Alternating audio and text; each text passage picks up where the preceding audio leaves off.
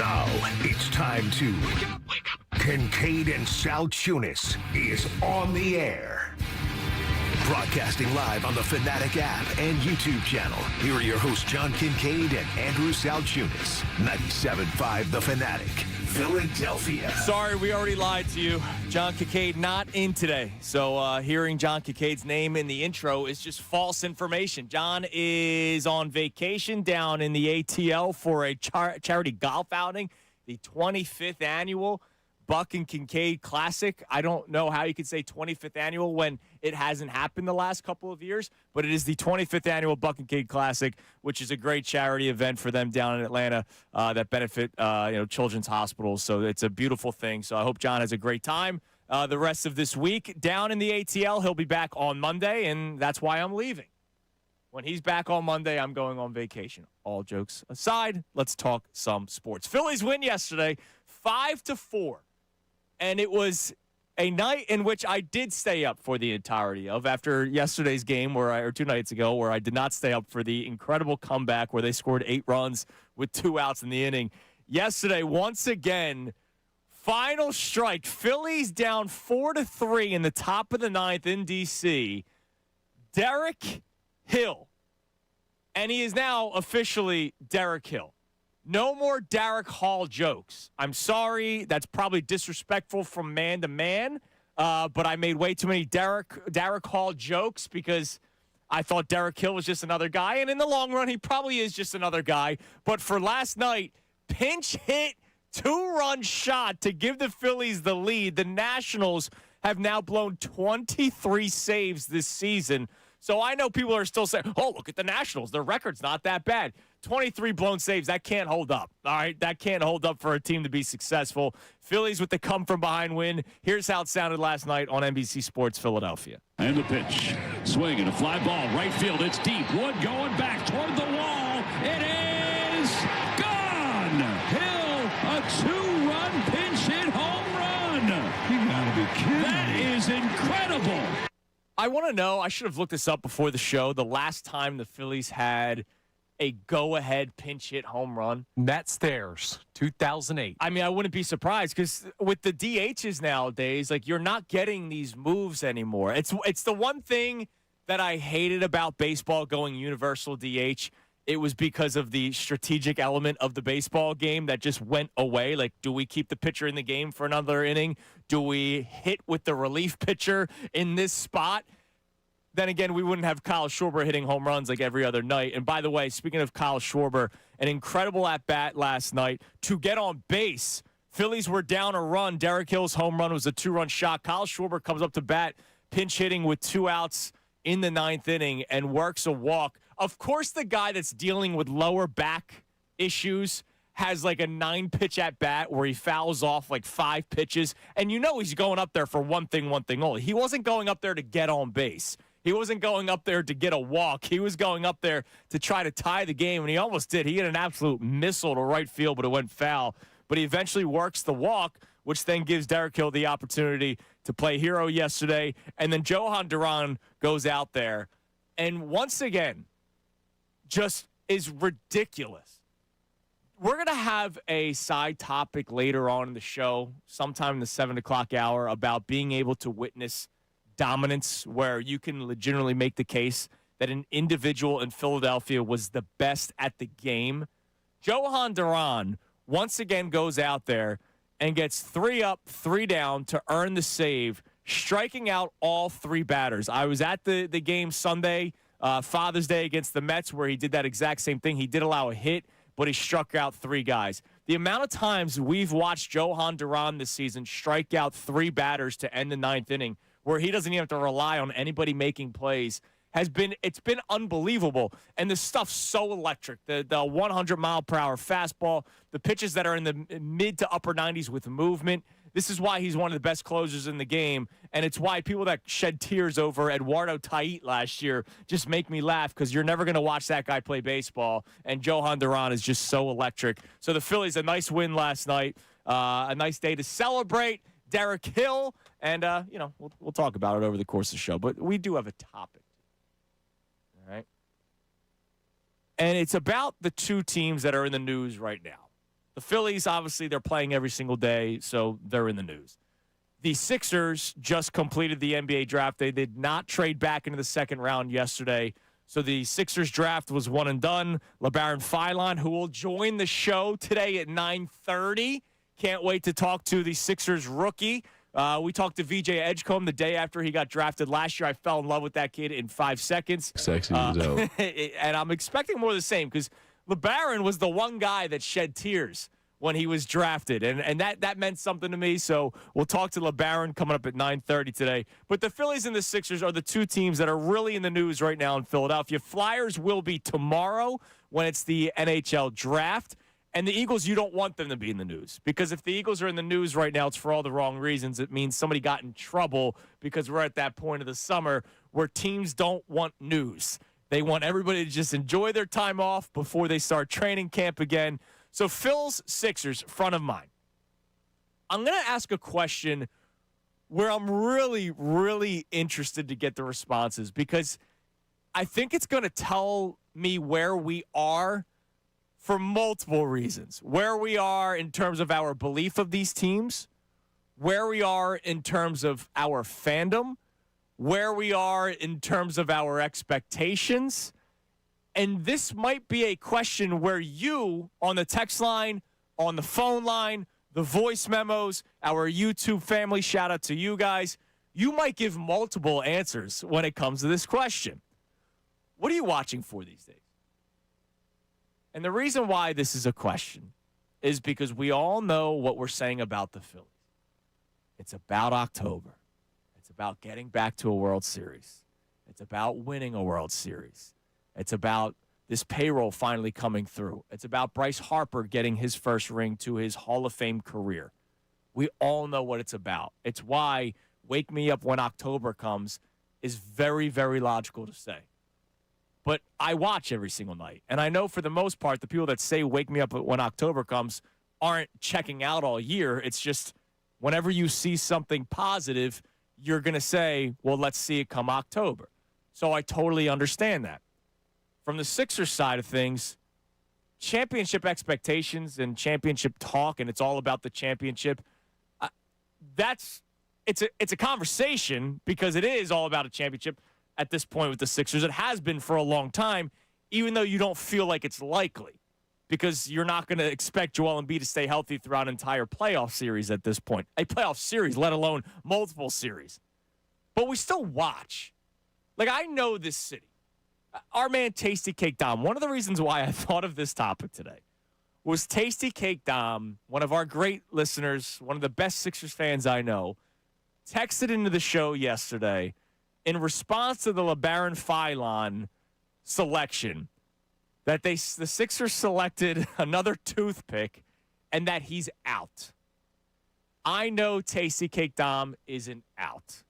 I know if you cut him, he bleeds blue, Sixers blue.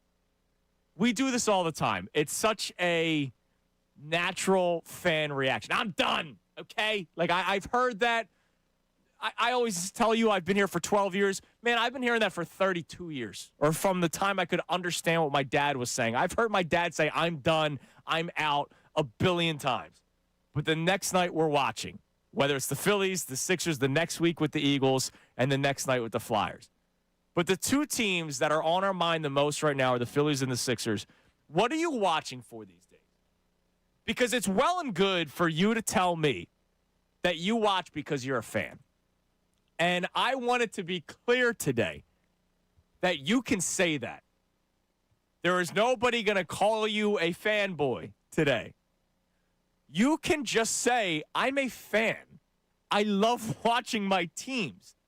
And I told you, Connor and John, when I went to that game with Coop a couple of weeks ago, the Wednesday afternoon game, it was a nice reminder to me of what sports can be for the innocent. I'm no longer innocent doing this job. No, I don't say things on purpose to get your reaction. It's something that I've always vowed to do. But I also can't just say, oh, they won, yay. I have to say, oh, they won, but man, this is a problem. Like the Phillies last night, my lead was Derek Hill hitting the home run. But coming up later on this hour, when we talk about the upcoming MLB trade deadline, I'm going to point out that the bullpen once again sucked last night. And that's been a major issue for the Phillies this season when it hasn't been. But of course, my first reaction was, holy crap, that was an awesome moment. Pinch hit home run for Derek Hill. So when I do this job, I can't just always look at the positives. I have to look at how you can try to fix things. Even though sometimes Dave Dombrowski clearly doesn't listen to me, even though he should, because I've been more right than he has been at this point. But what are you watching for these days? Because fandom is wanting your team to succeed and win a championship. But fandom can also be that random Wednesday afternoon with your toddler talking baseball and watching the team play almost came second that day for me. And they won, and it was great. But it came second to me. Putting on a game at night, I can't wait next week when I'm on vacation. I'm going to be down the shore. And every night, I know what my dad and I are going to do. We're going to sit in the garage. We're going to put the TV on. That's like basically covered in the sea salt air. The picture quality is horrific. The sound quality is horrific because I think every single part of the speaker has sea salt in it at this point. We're going to crack open a couple of beers, and we're going to watch the Phillies as if we're sitting in section 137 like I did for like 10 years when we did that 17-game plan. Instead of that, it's the two chairs that are covered in cigar smoke at this point. What do you watch for these days? 610-632-0975. Connor, it's different for us because not only do you watch because you love the Phillies, you're rocking a Phillies shirt right now, Phillies hat right now, but you also do the Locked On Phillies podcast. So you watch for work. It's not bad work. We love our jobs. But there are some days where you want to just celebrate, but you also can't. Like the Eagles are the prime example. The Eagles could win 17-14, last-second field goal, but we can also talk about why it took them to the last second to win that game. Whereas there are fans that can just say, they won. I don't care. So what is it that you watch for, especially with these two teams, where we know what the storyline is? It's a team that has not come through, a team that is supposed to have come through. Both teams, Sixers and Phillies, there are so many comparisons. All this money allocated to older players, contracts that probably don't look good moving forward. They've brought in the big-name executives. I know Daryl Morey's out now, but Daryl Morey was the biggest executive at the time. Dave Dombrowski was the biggest executive at the time. Ownership has done whatever they could in terms of a money standpoint. John Middleton a little bit more involved with the Phillies than Josh Harris is involved with the Sixers, but Josh Harris will always cut the check. John Middleton will always cut the check. They try. It's just sometimes the direction, the people that they are relying on, because John Middleton's not making baseball decisions. Josh Harris is not making baseball decisions. They have fallen in love with the big-name guy that has had success in the past. Oh, they're going to win us something. And sometimes it doesn't happen. So what are you watching for? Well, the Phils, it's different, and it's going to shift in the next couple of days if things continue to go this way. I'm watching for them to win, night in and night out. Like, I want a regular season victory in the moment. I'm not thinking about October right now, and part of the reason I'm in that mindset is because of where the season started. Like, from 9-19 to where we're at, you have had no margin for error. Yeah. Like, if you're going to even make the postseason, they had to go on this type of run, and they have, and they're now waking up 4.5 back in the National League East. And if that becomes more of a race, right, and it already is something that we're looking down the line and saying, hey, we might have a little something happening here with the NL East title when we get to September. So that's the thing. Like, this has been so much fun watching the resurgence of the 2026 Phillies. Not the resurgence of Phillies baseball. This isn't the Flyers, right? Whereas the Flyers, it was like, I'm just happy with any win, and if they lose, damn. But look at this. I am seeing glimpses to the future. There is no future with the Phillies. The Phillies have been living in the now for the last 4 seasons. And so it's great that you're saying, man, I'm just happy every time they win a regular season game. No, we've almost kind of reached the point of they better win every single regular season game because of the hole they dug themselves into. And the wild card, even though I think it's a lock that the Phillies make the playoffs. I do believe it's a lock that the Phillies make the playoffs. I never really wavered from that, even when they were 9-19. I was worried, like, what the hell how bottom could this bottom be for the Phillies? They had too much talent to continue to play that way. Braves lose yesterday. Phil's now 4.5 games back, as you mentioned. Last week, I put out the call. Can the Phillies be within 5 by the end of this week? They have already made that. Now they have to hold on to it, but they've already reached a within 5-game deficit of the Atlanta Braves, and we're waking up here Thursday morning. So can they stay within 5 games? I think that they can. The Phillies have an easier road. But because they are in reach now, pressure turns on a little bit more. Yeah, this is where you start to think about the October thoughts. Yeah. What is this team going to do at the deadline? Can they win in the postseason? Do you start to see moments like they've had the past 2 nights and think about a red October that actually results in a series win for the first time in 3 years? That will happen. I'm still not quite there yet because I'm trying to avoid to get to that point with this baseball team because that makes you overanalyze everything. Yeah, I get it, but that also means that they're playing better baseball. You and I have done this show before, and I forget if it was Middays, I forget if it was a day when John was out, that when you have high expectations, you actually lose enjoyment. Yes. And it's so funny because when you have high expectations, that means your team's good. And when your team's good, that means you have a chance of winning a championship. And that makes me happy, the thought of it going into a season. But I know how we are. And I'm not talking about Philadelphia media. I'm talking about the Philadelphia fans that I include myself with. Sometimes people don't believe that, but I am indeed a Philadelphia fan. The higher the expectations we have for a team, the less enjoyment we get out of it. Because every time they lose, it's painful. And every time we win, we find cracks in the armor. All right, why would this not work out? Even though they won yesterday, I can point out to some of the bullpen issues that this team's having. So I get it. You don't want to be there yet, but you should because that means they're good. I want to be there. I want to deal with those conversations where they sometimes get uncomfortable. You're hitting me with the great power comes great responsibility. Dude, absolutely. Who is that, Churchill or Spider-Man? One or the other. Either way. I know. I'm just trying. Ben. I try and avoid that because it forces you to think about something that's still months away. And baseball, I try and keep in a box, right? The Eagles are totally different. Every week you better win or we're going to lose our minds. But something about the length of the baseball season means you should be able to get more enjoyment by just focusing on what's happening in the moment. And we cannot do that in this town because of what's happened in the postseason of the past. So if I can shelter myself from that as a fan, I try to do that as long as possible. Well, good for you. I can't do that. I know. Now, when it comes to the Sixers, what's the conversation? Because the Sixers one is interesting. I'm going to watch next season to continue to see the growth of the young guys, right? The growth of Tyrese Maxey, because I have still been left disappointed at times where I feel like we still handle Tyrese Maxey like he's 22 years old. He's not. Now he's still a young, 25? He's turning 26 soon, and the guy's gotten better every single year. But we have seen there have been times where he has come up small, and people don't like to call it out. I am one of the few people in the city that is not afraid to call it out. I need to see Tyrese Maxey take another step forward to being a damn superstar because, let's face it, you're going to have to need him to become one. VJ Edgecombe, what's he like in year 2? Philon, what's he like in his role because he's a part of the future, but he's also part of the now. Because here's the thing. When Embiid and Paul George are on the court, they're a pretty good basketball team. Problem is, they're not on the court all that much, and they're not an elite basketball team.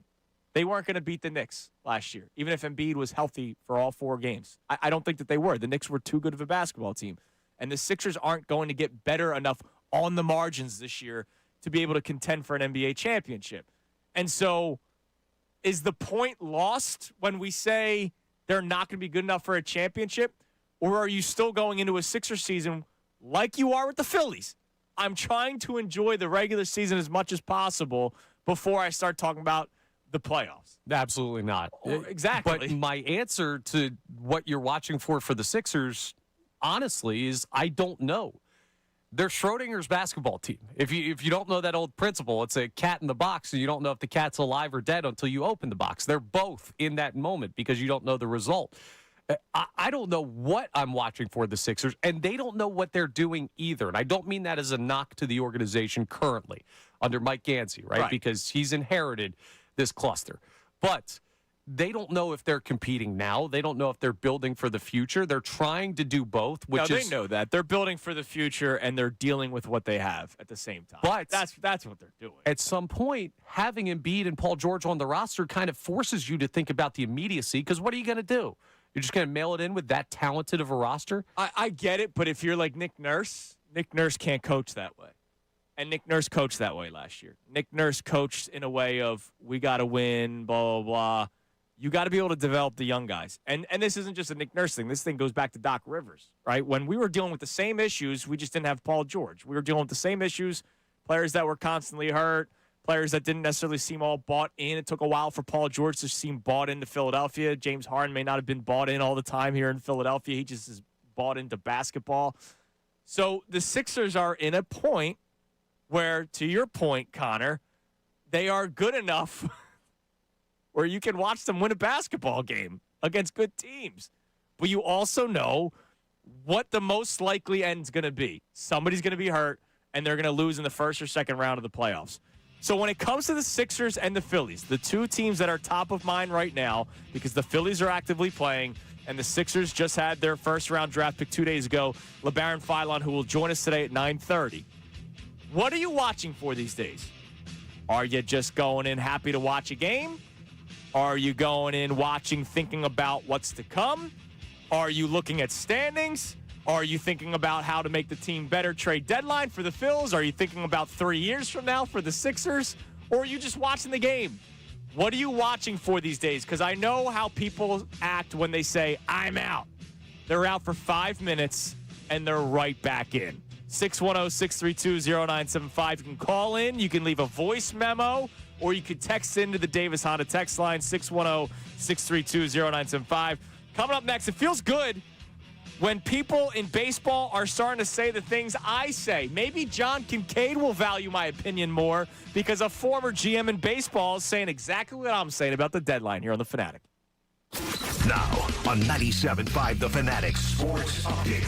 Phils find magic again. I'm Connor Thomas, and the Phillies made magic in the ninth inning for the second straight night in Washington. They were once again down to their final out until Derek Hill came to the plate and hit a 2-run pinch hit go-ahead homer. Here's how the call sounded on NBC Sports Philadelphia. And the pitch.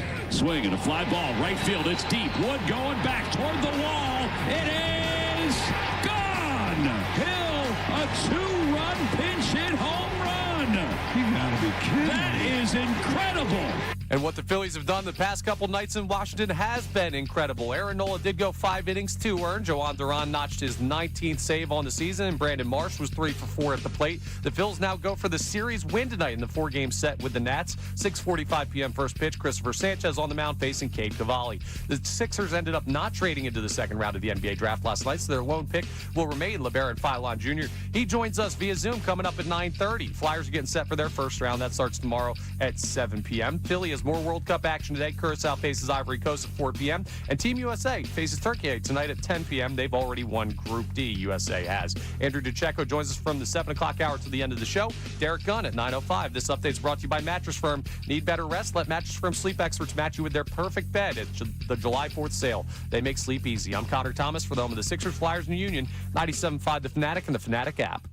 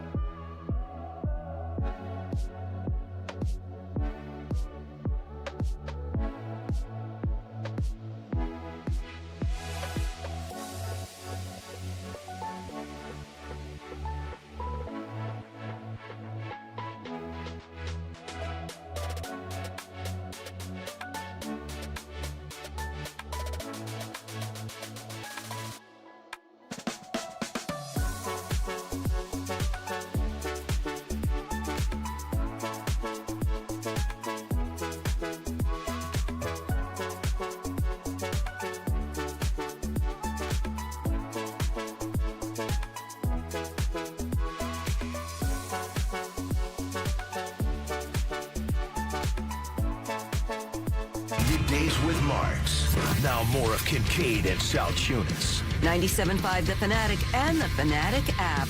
This hour of Kincade and Salciunas is presented by Bradford White Water Heaters. Bradford White, they're here for the pro. All right, 6:30 here on Kincade and Salciunas, 97.5 The Fanatic. Now, Connor, I know you're going to have the poll of the day brought to us by Dr. Avedon Appel and the team at Iron Mountain Men's Health coming up here in a little bit. Today's poll regarding today's topic, which we're discussing what you're watching for at this point. And I say that in a nice way. I'm not saying it in a, what are you watching for at this point? You know how it's going to go. Phillies, it's all about the World Series. Stop me if you heard that before. We've been talking about this for years now. Last night was an awesome night. It was one of those great nights where you got a very great surprise when Derek Hill hits the go-ahead home run in the top of the ninth inning. Johan Duran goes out there and is once again dominant, 3 up, 3 down, all via the strikeout. And that's what I like to say I would watch for, right? I always talk about sports being the best because it is so unknown. It is so out of nowhere. You could go for one reason and you get another. Like when I went to watch Victor Wembanyama, I got Joel Embiid dropping 70. I went to a Phillies game just to hang out with my buddies. Michael Lorenzen throws a no-hitter. Last night, I'm watching the game, part of it for work, but part of it for loving the Phillies, and it looks like they're about to be out. They're one strike away from losing, and it's a guy that's like a career 200 hitter that's up to bat, pinch hitting, and he hits a go-ahead home run. I love watching sports for the randomness. It's the greatest reality TV out there because it's not actually scripted like all other reality TV shows actually are. So we're asking you, what are you watching for these days when it comes to the Phillies and when it will come to the Sixers? Because there's another player that we're excited about, Labaron Philon, who they drafted 22nd overall 2 days ago. How does he fit is what I'm going to be watching for, not how does he help us win a championship this year, which kind of sucks considering we've been talking about this post-process team for a decade now, but that's where we're at. Now, the reason why I bring up the poll, I put one out on my own personal Twitter account this morning. Ooh, okay. So I found out this morning that Labaron will be joining us via Zoom at 9:30 today. And so I asked the people, will Labaron Philon like my shirt today? It is a very aggressive shirt. If you are not watching on YouTube, I will explain it to you. YouTube, they know all about it. It's like a Hawaiian shirt. I'm going down the beach today. We're going away for the weekend, and so we're dropping the dog off at my parents' house today. Why not turn it into a beach day? These hours are perfect for that. We'll get down by like noon and spend the day on the beach with Coop. It's going to be great. It's aggressive. It's got like big seashells on it, conch shells. Like it's huge, man. It's aggressive. Will Labaron Philon Jr. like my shirt? He was just in a room in 2026 with a bunch of guys getting drafted as first-round picks in the NBA. I think that shirt might be the most tame outfit he's seen this week. I think you're going to be all right. That's a good point. You know what? That's a good point. So I have that poll running on my personal account, which I will update you on throughout the course of the show. 3 of the 4 options are nice things. There's just the one he'll hate it, and we'll see what. I'm going to guess that one will win. It probably will. But the reason why I also mentioned the poll today is because I'm looking at one from June 15th, which was 10 days ago. And it was posted at 6:30 in the morning. So we are 10 days and 3 minutes removed from the second you hit tweet or whoever posts it, whether it's Sean Rodman or Austin, whoever posts it. And the question was, of these options, which would you like to see the Phillies acquire at the trade deadline the most? Now, I love questions like this because every given week the answers might change. 86% of people voted for one thing out of 4 options, and that was the right-handed outfield bat. And I understand why people would say that because Derek Hill didn't go oppo-boppo yet. And he did last night. Maybe the people's minds may have changed after last night. Yeah, he's the missing piece. 86% said right-handed outfield bat. You had a 5% for right-handed utility bat because at the time Trey Turner was struggling big time. 2.8% said back-end starter. And there was another 5% with some percentage points mixed in there. Back end of the bullpen arm. And I was the one who voted back end of the bullpen arm along with my fellow 5% of ball knowers.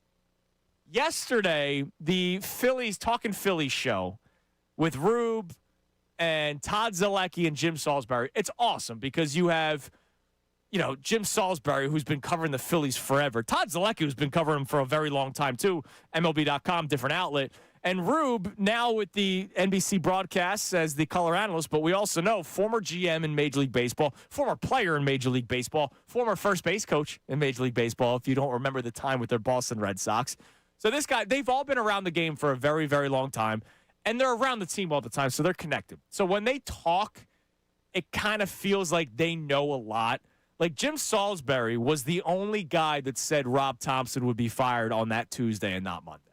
We all thought that Rob Thompson, after their final loss on Sunday in his tenure as the Phillies manager, would be fired Monday. He said, no, it's going to happen Tuesday because the players will walk in to Rob Thompson being fired, and maybe that's going to be the moment that kind of wakes him up. So these guys are well connected. This was Ruben Amaro Jr. on their latest episode of what he believes the Phillies should do at the deadline.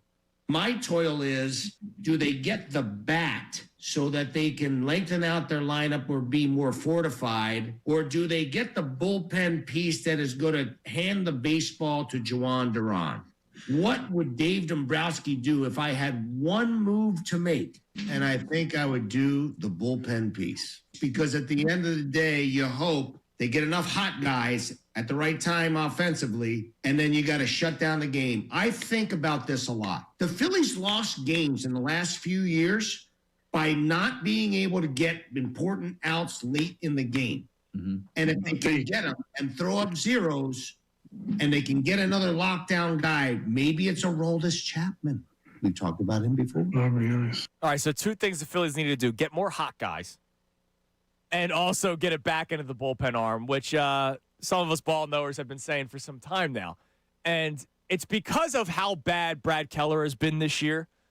And it's a shame because hopefully, coming back from the injury, he's better.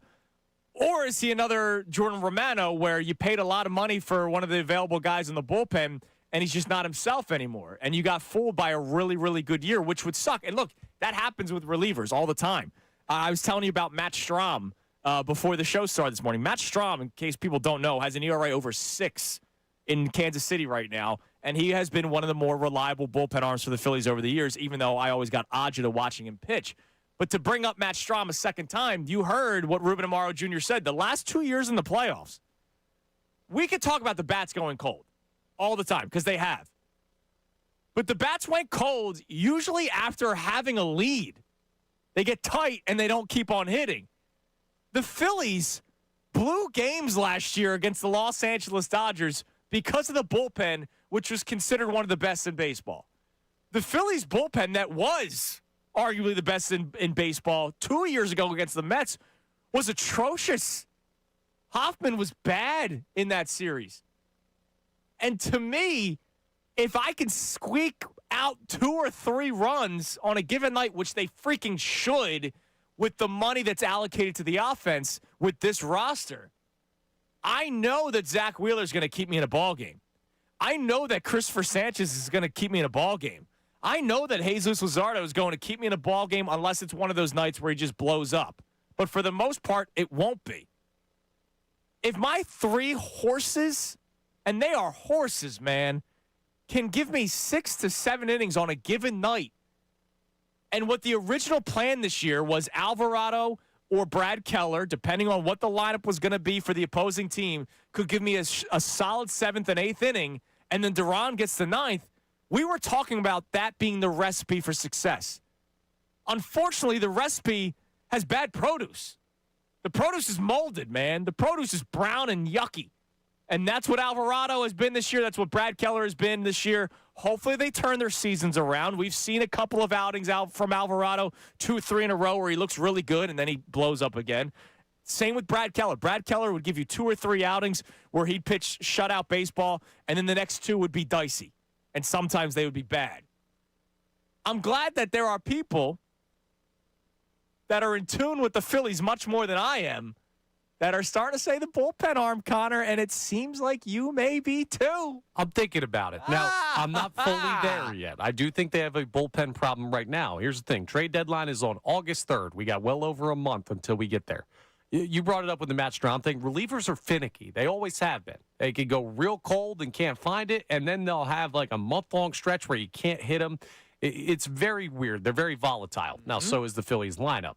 So you could say, hey, Trey Turner could get hot and not be this hole in the lineup that he's been this year. Alec Bohm, we've already seen him heading in the right direction.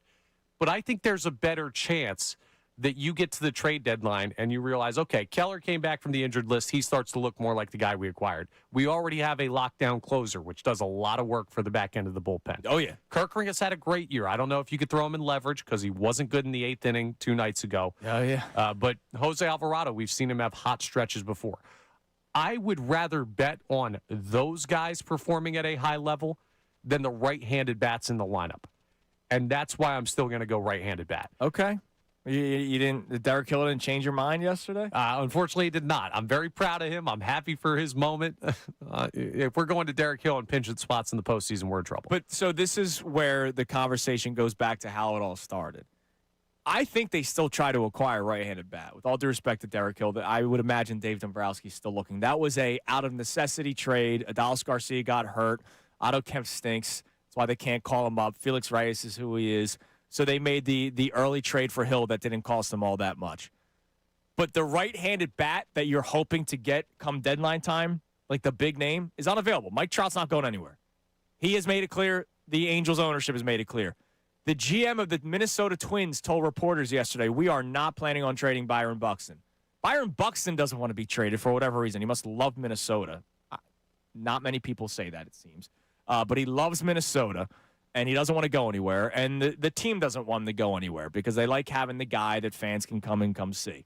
So the big-name right-handed bat won't be there. They'll probably still acquire a right-handed bat, but it's going to be another guy like we've seen the last couple of years. But there are big-name bullpen arms that the Phillies could go after, and you heard him mention Chapman. It's going to cost you a lot. Well, here's the problem. If there aren't many right-handed bats, the mid-level guys become top of the market. And then they become expensive, too. You're not paying for name. You're paying for availability. And that's why I still want them to focus, even if you don't have the big name, on the right-handed bat. Well, I'm not going to give up a lot for availability. Well, then you might I'll give up a lot for dominance. Then you might not get a guy. All right. So go for the bullpen arm. Go for the bullpen arm. I want to know from people at 610-632-0975, what are you watching for these days with the Phillies and what you will watch for the Sixers? That's topic number one. But has your belief shifted? Last night, en route to the come-from-behind win, they still had bowed outings from 2 members of the bullpen. Backus with another run allowed, Bolin with a run allowed. He only got 1 out. I need a bullpen arm in the back end of this bullpen badly.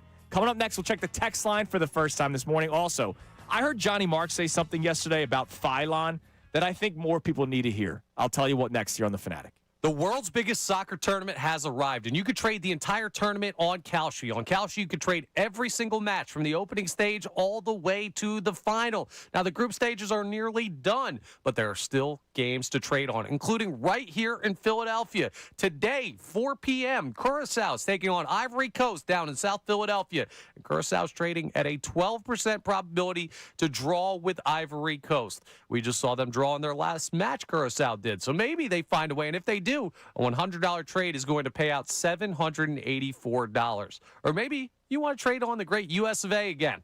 54% chance to take down Turkey 8 tonight at 10 p.m. Now, the game doesn't matter. USA's already won their group, but that might be a little bit more of a sure thing to you. You could trade on a lot of stuff on Kalshi. And the best part is when you're doing it, you're trading against peers in a live market, meaning there's no house. And as the probability changes, you can buy in and out of your position. So say you make that trade right now as you're listening to me tell you to do that, because you should check out Kalshi. You should. By the time the game even starts, you might already be able to trade out of your position with a profit. It's great. And for a limited time, you can download the Kalshi app and use code Fanatic to get $10 when you trade 10. Kalshi. That's Kalshi, where you can trade the beautiful game. 18 plus only. Restrictions and eligibility requirements apply. Event contract trading involves risk and may not be suitable for all investors. Prices, values, and available markets may differ from those mentioned. For more information, see kalshi.com/regulatory.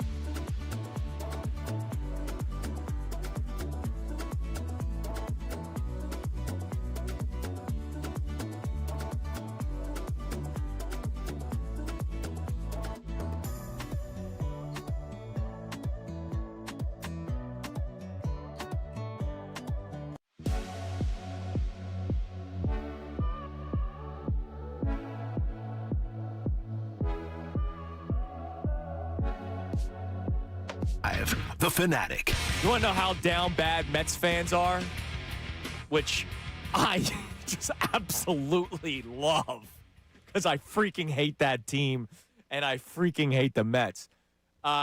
Did you hear what was going down yesterday at Citi Field?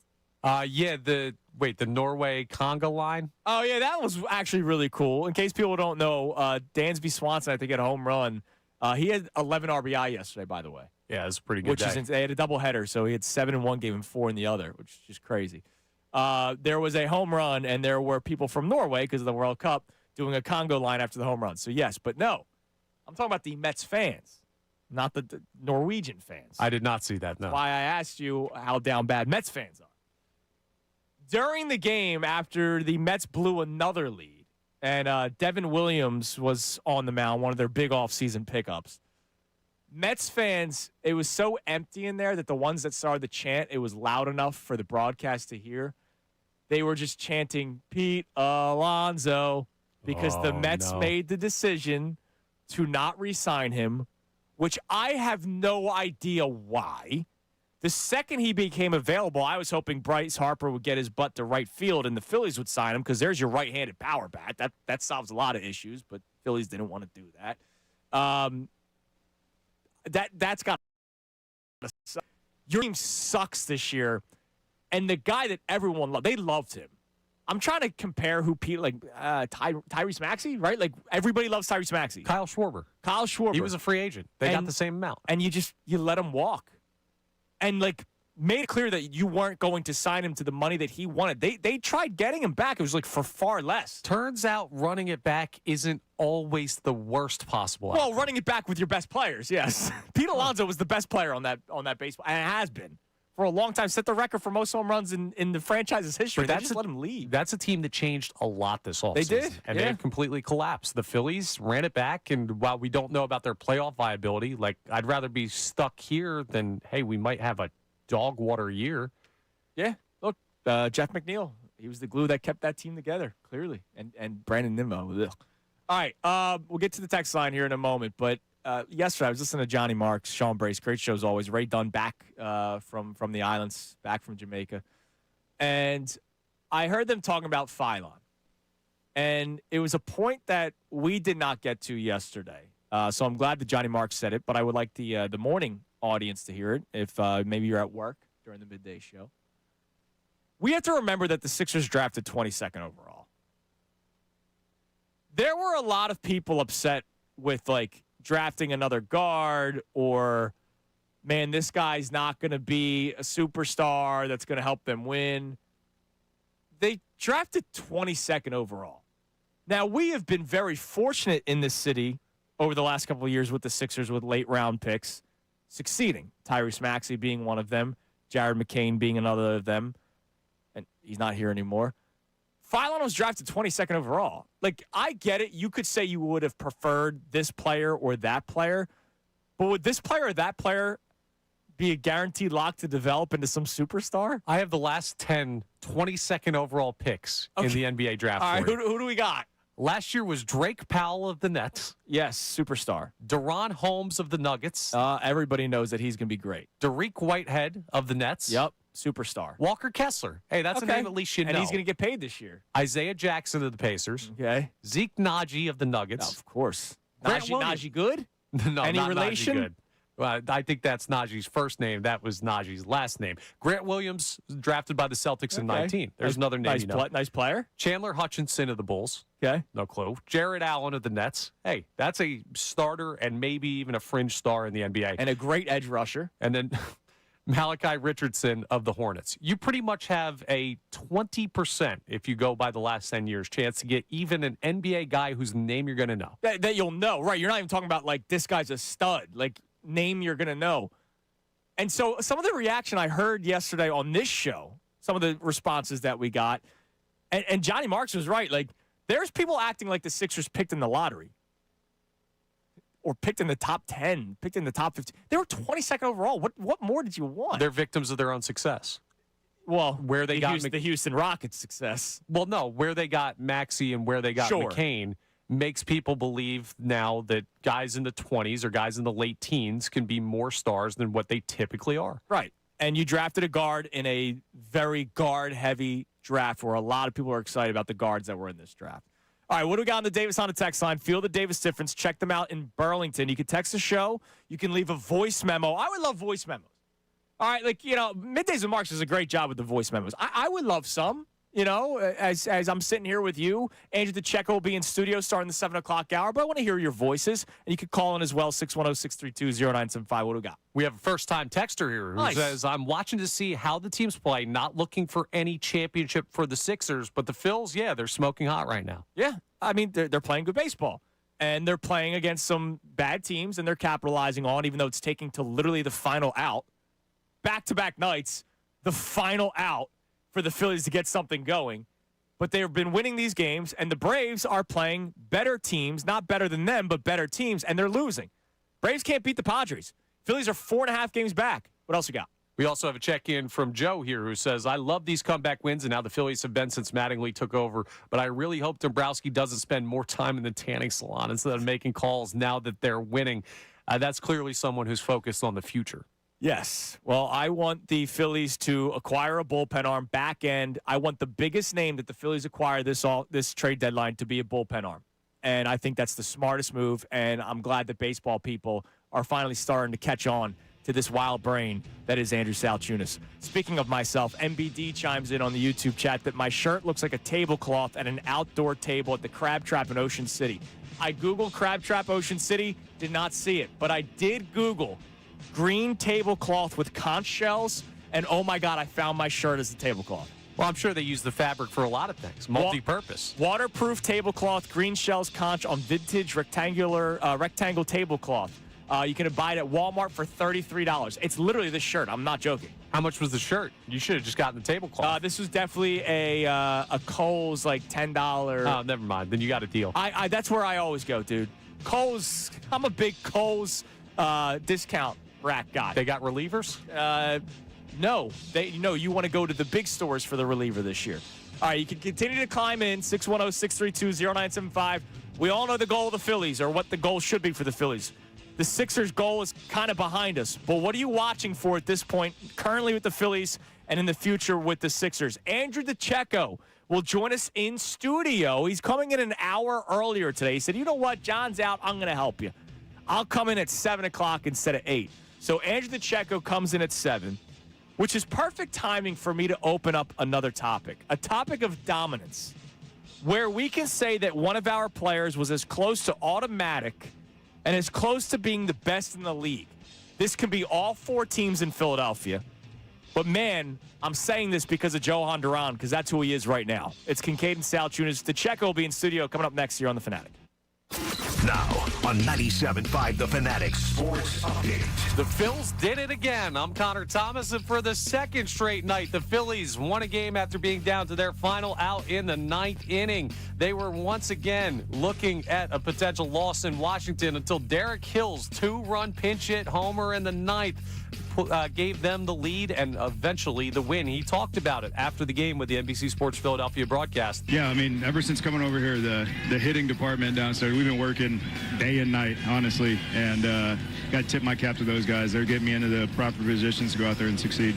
Aaron Nola also went 5 innings, 2 earned. An okay start for him. Johan Duran notched his 19th save, and Brandon Marsh was 3 for 4 at the plate. The Phils go for the series win tonight at 6:45 p.m. Christopher Sanchez on the mound facing Cade Cavalli. The Sixers ended up not trading into the second round of the NBA draft last night, so their lone pick will remain Labaron Philon Jr. He joins us coming up at 9:30 here on Kincade Salciunas. The Flyers are getting set for their first round. That starts tomorrow at 7 p.m. And Philly has more World Cup action today. Curacao faces Ivory Coast at 4 p.m. in South Philadelphia. Team USA faces Turkey tonight at 10 p.m.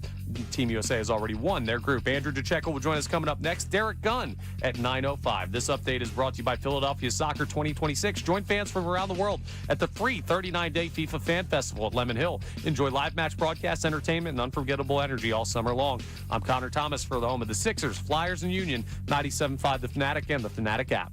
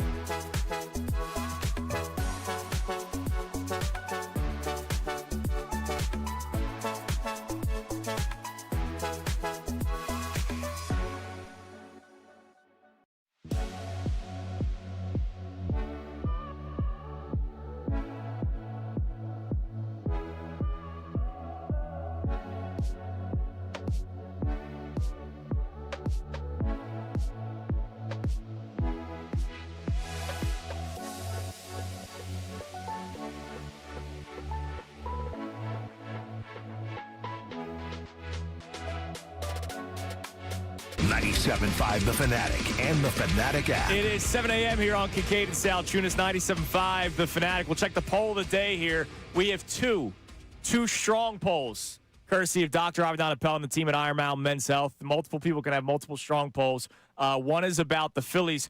The other is about my shirt today. One strong poll per person. My shirt, whether or not Labaron Philon will like it. By the way, Mopar on our YouTube chat saying my shirt screams WMMR rocks Lithuania. Fun fact, the letter W does not exist in the Lithuanian language, so I can't even translate the letter W to you. But rocks is Akmenis in Lithuanian, and then Lithuania in Lithuania is Lietuva. So WMMR, Akmenis, Lietuva. There you go. Just want to translate that for you. Lovely. See, this is what you get on the show today. And you also get 3 hours instead of 2 on this Thursday morning of my man Andrew DeCecco. What's up, brother? Well, that's good for some, a nightmare for others. But it is great to be with you, Andrew and Connor. And what a Phillies game last night, huh? Last night was so much fun, and it's why today's topic. I'm really interested to get your answer on it because you watch sports so analytically, and when it comes to Eagles games, you watch it for your job as the journalist that you are. But one of the topics today that we're discussing is what you're watching for now with the Phillies and with the Sixers. Because yesterday we had our man Tasty Cake Dom. I love Tasty Cake Dom, one of my favorite people that I've got to meet throughout my years here at the Fanatic. Texts in response to the selection of Labaron Philon Jr. Oh, I heard this. Yeah. He's a toothpick. I'm out. And he went out. Did he go all caps? I'm out, Connor? At 3 exclamation marks, I don't think it was caps. Okay, but I think that counts as all caps. You go in 3 exclamation points. That's basically all caps. He drops the I'm out. I know Tasty Cake Dom will be locked into Summer League Sixers basketball, once it starts, because that's who he is. He loves the Sixers. I've heard the I'm out from fans and my father my entire life, and nobody's everybody. What's up, Bernie? We're not out. Nobody's out. But I also understand that there's one goal for the Phillies. It's get to and win a World Series. And the one goal for the Sixers should still be get to and win a championship, even though no one believes it at this point. Nobody should. Don't fool yourself into thinking it. But we still watch. So, Andrew, when you watch non-Eagles, because you can watch the other ones more as a fan, whereas Eagles is your job, are you watching for information? Are you watching for, hey, it's on TV and I want to know about this team come October, or for the Sixers come April? Or can you still find yourself putting on a game just to watch a game? I just put the game on to watch, but that's not to say that I'm not taking in information. Right. But I'd be lying if I said I'm looking at everything with an eye towards October just yet. But what I would like to see from the Phillies, Andrew, is a little bit more consistency when facing better pitching. Because for me, it's never about the talent. This is the talented baseball team prone to explosive streaks. But they're almost equally as susceptible to streakiness. And I think it's fair if you err on the side of skepticism. That's more than justified, especially when you've seen reruns of the same TV show every October. And so for me, it's more about the bats coming alive when you need them to, and just seeing a little bit more consistency over the next couple months. Which unfortunately, because we've lived it, they can have consistent bats in the month of July. And that doesn't mean they're going to have consistent bats in the month of August, which means they might not have consistent bats in the first round or second round or World Series, because that's just the way baseball goes. For some teams, there are some teams that are hot-proof where they could just be good, the Los Angeles Dodgers, because of how deep that team is. Whereas the Phillies need their top guys going or they're going to struggle. And so last night is a prime example of just enjoying a game and also thinking about the future. Respectfully, I don't think Derek Hill is going to be hitting big go-ahead home runs come October. I don't. I think last night was a great moment for an individual that helped the team win. But I'm not about to start putting stock into Derek Hill. The big thing for Derek Hill is I'm no longer making the Derek Hall jokes. He now has his own name. He is deserving of his own name with that big home run, and that's a credit to Dave Dombrowski for making that trade. I'll give the guy a little bit of credit. It was out of necessity because Adalis Garcia got hurt. He had to make a trade. He had to find a team that would make a move this early on in the season, and it's paid off for the Phillies so far. When it comes to the Sixers, though, it's so much different because I'm not thinking about April. I'm not. I can lie to myself and say when healthy. I know that they're not going to be. And it's not leading with the negative. It's Joel Embiid can't play five games in 10 days. He can't play, 3 games in 5 days? Remember we had Tony Jones on telling us that he won't play 3 games in 5 days during the regular season. All of a sudden he's going to be able to in the playoffs. That's not going to happen. That's a hurdle that you're not going to clear. And that sucks. But I can go into a Sixer season still excited about some of the pieces, Maxey, Edgecombe, and now Philon. Like, I will go into next season ready for night one, excited for night one, enjoying any Embiid moment I get, enjoying any Paul George moment I get, but I know what the future is of those two. I don't know the future of the other three, and that's what I'm excited about. Yeah, that's a great point. So for me, and there's no clear answer as to what you're watching for with the Sixers, I'm looking for player development, namely from VJ and from Labaron.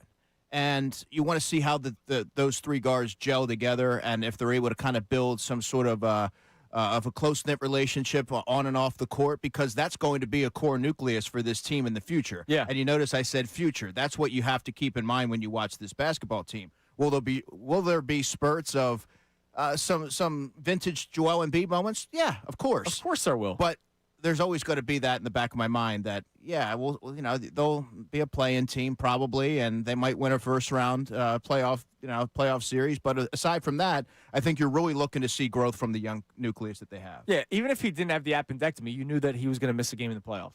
Yeah, right? and that sucks. That was a freak incident, but even if he didn't have it, you knew he was going to miss a game at some point in the playoffs. All right, you can text in. Davis on a text line, 610-632-0975. Before we get back to the text line, let's check our polls of the day. You brought up Labaron Philon. We have a Labaron Philon-related poll, and it's about this shirt. We'll get to that one second. What's the poll of the day on the Fanatic account this morning, Connor? When you watch the Phillies on a night-to-night basis, are you able to focus on that individual game, or are you always thinking about this team in the playoffs?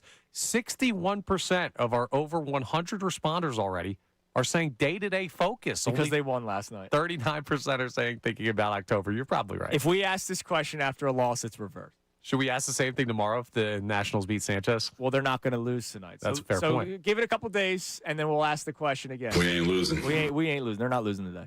All right. The poll on my personal accounts. This is my poll that we're talking about from Dr. Avidan Appel and the team at Iron Mountain Men's Health. Andrew, I asked the people, will Labaron Philon like my shirt? He's joining us via Zoom this morning at 9:30. I'd be surprised if he said no, like flat out no. He might say yes, but he could just be being nice. So you just answered one of the four options. There are four options on that poll. Salciunas975 is my Twitter account. If you're not following me at this point, I've been here forever. I don't know what you're missing. He's going to love it is option one. He will ask for it is option two. Definitely not. Oh, no jersey swap? I don't get a Philon 00 and he gets this shirt? Well, that should be a 0%. Well, one, your shirt's not going to fit him. No, it will. He's a little bit taller than me, but I think we're the same weight. No, I don't think so. Oh, no, Not quite. I weigh less than him. He will be nice about it. And the fourth one is he will hate it. Right now, the leading vote getter, he will be nice about it at 48.6% of the vote. However, he will ask for it is at 16%, Connor. You said that should be 0. I have 16% of people saying he will ask for it, as well as he's going to love it. There are 19% of people saying he will hate it. Yeah, that's 16% of people who have woke up and had mimosa day or screwdrivers. I'm going to ask him this question at some point. If he during this interview, 9:30 today via Zoom, I will stare him in the eyes. If I had glasses, I'd do the John Kincade glasses off thing. That's how you know it's serious. And I will ask him, do you like my shirt? If he asks for your shirt, I'll be wearing the propeller hat tomorrow. Okay. I'll buy it for you. Thank Do you. I take it off said segment if he asks for it? Keep your shirt on. All right. Let's not go too crazy out Yeah, here. what do you think you're going to be like, good morning? He's like, good morning. Yeah, give it to him virtually. Yeah, I would like to, I need that shirt. Well, I'm going to give him the four options on the poll today. And he might go with, I want it. And I will ship it over to him. Camden's on my way home. If you give him the options, he's going to say, yeah, it's a great shirt, man. He's not going to be like, yeah, I'm just being nice. It's a nice shirt. Maybe he will be. I don't know. Maybe he's an honest guy. We will also ask him non-shirt related questions. No, we're not. Dude, 9:30. No, we're not. This is going to be a serious interview. Just kidding. All right. Secondary topic. And I'm glad that you're here because you have such knowledge, especially when it comes to the Eagles. Joe Onderon last night, once again, just ridiculous. 3 up, 3 down, 3 strikeouts. He is absolutely dominant this year. He's better this year than he was last year. And I don't know, maybe part of that was switching teams midseason, getting comfortable with the mound, getting comfortable with your catcher, getting comfortable with the players around you. Maybe the team has more information on where the ball goes, where you can put, fielders. There's so much information. He has been better this year than he was even last year, and he was pretty freaking dominant last year. But he's just striking. Like, I've seen many outings now this year where Duran has struck out the side, and it's like, God, the other team didn't have a shot at coming back and winning this game. When have we been able to talk about, in Philadelphia history, a guy just being arguably the best at what he does, whether it's for a stretch, like it could be a month or two, or for an entire season? Because we're seeing that right now with Duran. And obviously, like, you can give me MVP seasons. You can tell me Wilt Chamberlain and all this kind of stuff. But I'm talking about, like, June Schwarber. Like, you know that in the month of June, Kyle Schwarber has shown you that he can be the best player in baseball. We are getting arguably the best performance by a closer in baseball this year. Is there any other names that come to your mind? Any team? It doesn't have to just be Phillies. Yeah, I mean, looking at the body of work here in this city, Roy Halladay really stands out to me. Oh, yeah. But I look at the 2024 Eagles and Saquon Barkley, the season that he had, but I don't think it would be fair for me to omit the entire offensive line. Yeah. Because they dominated. That was a historically exceptional performance that season. They were displacing defensive linemen all season. They were creating holes for Saquon Barkley to have his historic season. And, I mean, looking back through the years of NFL history, you'd be hard-pressed to find a more dominant performance from an offensive line. They're certainly up there. Yep. Connor, do you have a name that comes to your mind where you're like, man, like, every time this guy's doing something, it's going to be elite? Yeah, dude, it's one of his teammates. We just saw Christopher Sanchez go 50 2/3 scoreless innings. Yeah, I think it's a pretty fair answer. He might be having a better season than Duran's having on the same team. Now, Mizorowski makes this argument kind of moot when it comes to Sanchez because of what he's doing, but there's more than you think in Philadelphia. The weird thing is we could go through all of these star players. They don't yield championships as much as you would think, because we could find dominant guys on so many teams, even if we just look at our lifetime. Well, yeah, I mean, that's sports. These are still, we can talk about how this guy stinks, that guy stinks. They're still the best at their craft, right? Like, they're still the best of the best. We suck when it's compared to these players that make it to the professional level. But, just because they don't win a championship doesn't mean that they weren't dominant. I will give you a stretch. In his MVP season, 2006 Ryan Howard, in the month of August, he batted .348 in 138 plate appearances, 29 games. He batted .348, had an on-base percentage of .464, hit 14 home runs, and drove in 41 runs.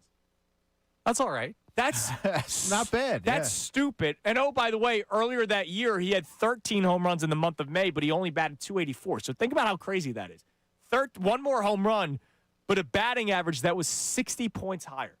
That was one of the most dominant stretches of baseball from a hitter that I had ever seen. The very next month, by the way, September, he followed that up with 9 home runs and a .385 batting average. .385 in one less plate appearance. So a higher batting average. That's crazy talk. That's why he won MVP.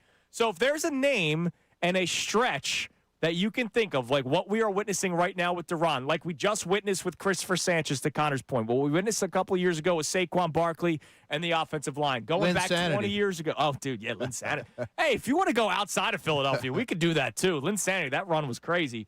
But what is a stretch that you can remember where you go, that guy was automatic. It was must-watch TV. Like every time Ryan Howard went up to bat, you had to see it. Put down whatever you're doing. You're washing the dishes. You're eating your dinner. I remember vividly my dad having the games on. We never really ate dinner in front of the TV, but we were allowed to have the TV off to the side so that if we heard Ryan Howard coming up to bat, we were allowed to exit the table to watch the at-bat and go back to the table. Mom was okay with it. That's how dominant Ryan Howard was in 2006. Give us some of your answers on the Davis Honda text line at 610-632-0975. YouTube, I'll check you as well. Now, this is what's going to be really interesting. By the end of this year, if Duran continues this, people might not be ready for this conversation. There is a chance, even though the save total might not be the same and the perfection might not be the same, There's a chance that Duran has a more dominant year than Brad Lidge did in 2008. Because Brad Lidge, even though he was 48 for 48, his ERA was higher. A lot of contact because of that slider. Duran just strikes guys out. Like, when I talk about dominance, guys literally do not have a chance at hitting him sometimes.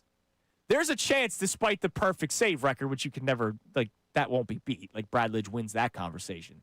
Where the stuff of Duran and who he was throughout the season might actually be more dominant than Brad Lidge. Are people ready for that conversation? I don't think so.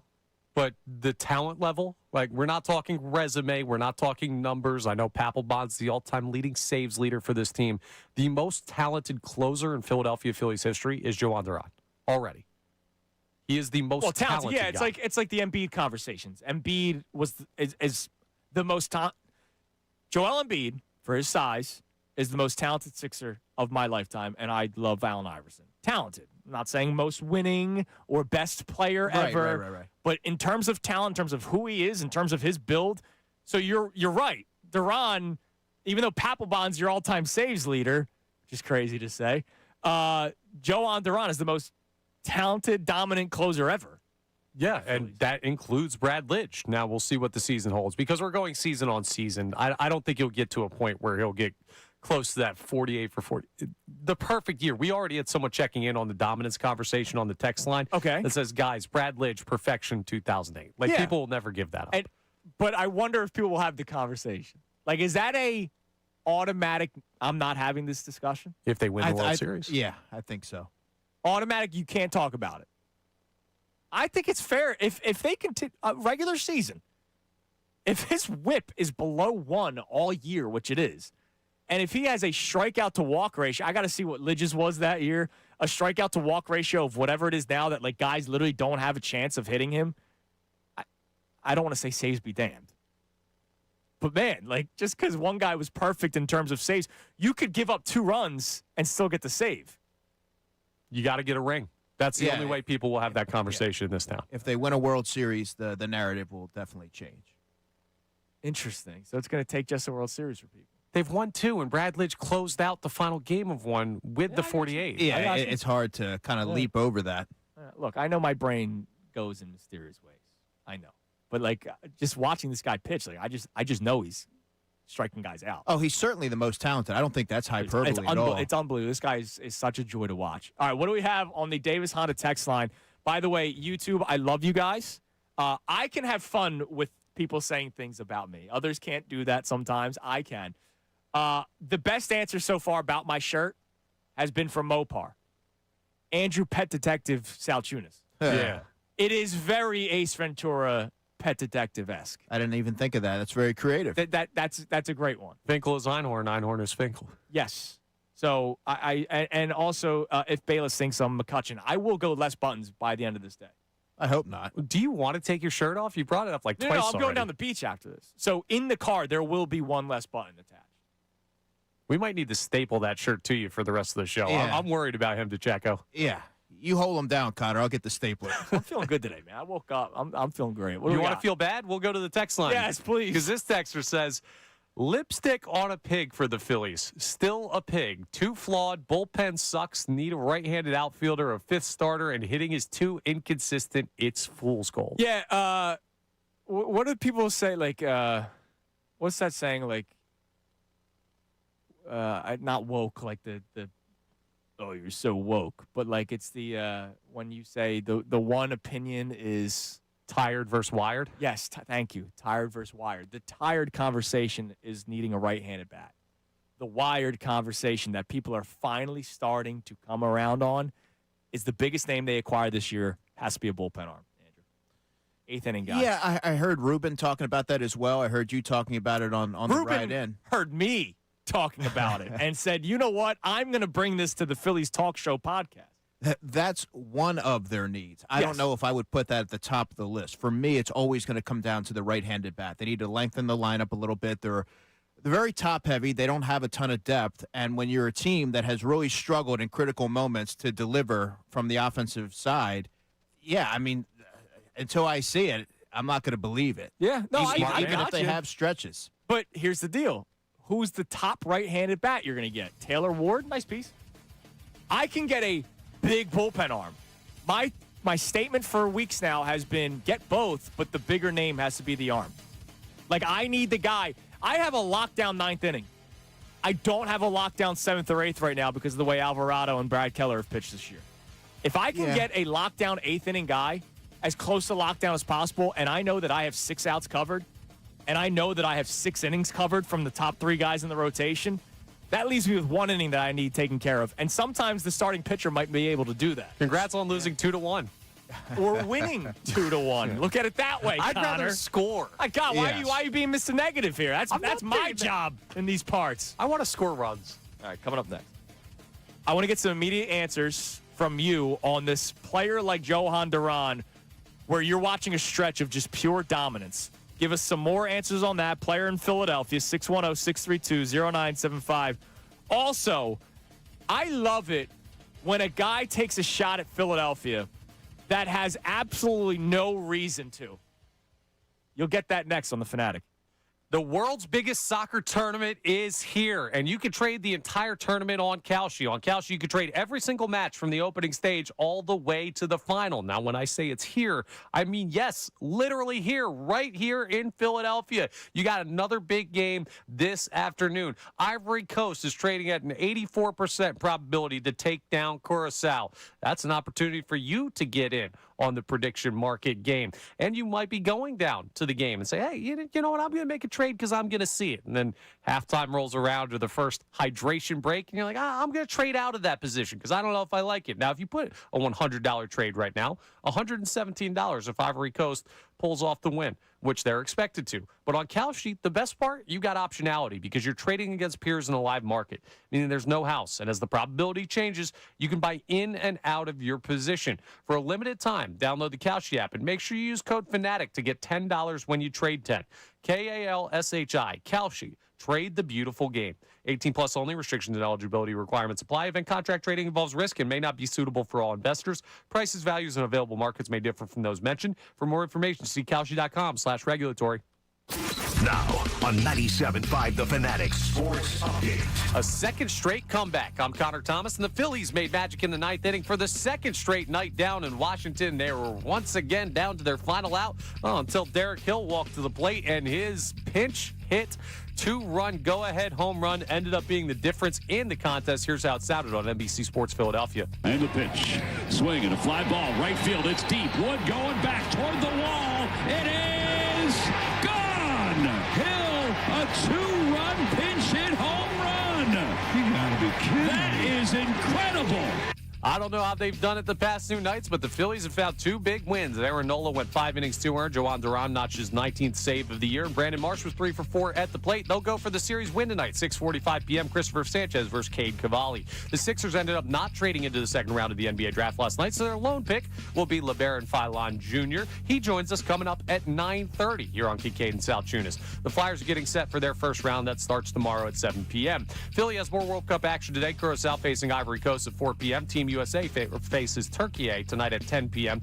Team USA has already won their group. Derek Gunn will also join us at 9:05 to talk some more birds. This update is brought to you by the Makem Group. They support contractors with one of the largest PVF inventories from pipe, valve, and fittings to trusted brands. Count on the Makem Group to help you stay on schedule. Visit MakemGroup.com today. I'm Connor Thomas for the home of the Sixers, Flyers, and Union. 97.5 The Fanatic.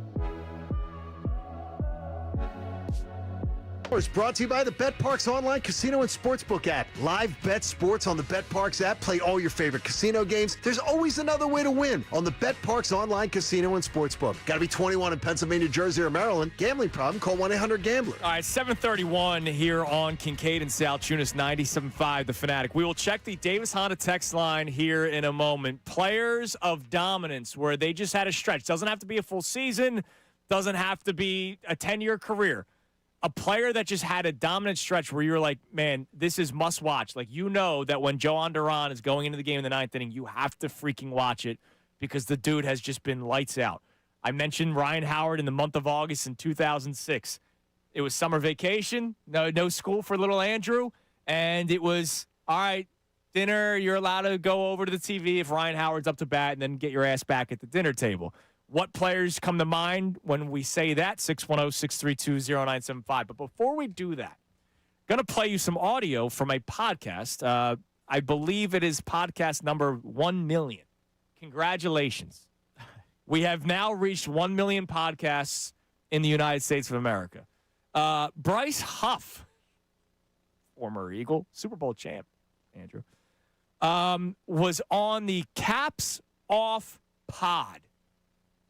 With some guy named, was it Theon? Theo, not Theo Ratliff. I don't remember his last name. I believe was it Theo Ash, which is actually a strong name. Theo Vaughn? Not Theo Vaughn. I don't know. It's Theo Ash, which I think would actually be a great name for something in a movie or a television show. But this guy's real life, and his Twitter handle has NFL at the end of it. So you know the guy knows football. So Theo Ash says, I need to have Bryce Huff on my podcast. Bryce Huff, who plays for? No one. No one, because he's retired. Bryce Huff retired because things just weren't going his way. Once he signed with the Eagles and then went to San Francisco, and it just he wasn't good. Remember, he took a lot of parting shots when he first went to San Francisco. Well, he was decent with the Niners before he got hurt. Yeah. Reuniting with Saleh. Yeah, he's all right. He took some parting shots with Philadelphia. You know, he didn't like his time with the Eagles. This was Bryce Huff on the Caps Off podcast, and you'll also hear little Theo take a shot as well when it comes to the Eagles and the city of Philadelphia. Goes to Philly, signs a huge deal with them. At what point did you know vibes were off? First week of camp. Why was that? For the fans especially, like, they take pride in going after people. Their ass. Yeah, they know it. How does that feel to even have a Super ring that in a way you didn't get to really contribute? It's cool to have. Like, it's cool to say, like, I was part of a Super Bowl winning team. But, like, the way that went down, like, me finding out that I wasn't playing, I lost so much respect for people involved. All right, let's break this down a little bit. So let's start with the last part. Yeah. We won't do the Philadelphia thing yet. The finding out I wasn't playing, I lost so much respect for the people involved. So Vic Fangio I would imagine, be the first person that he would be mentioning.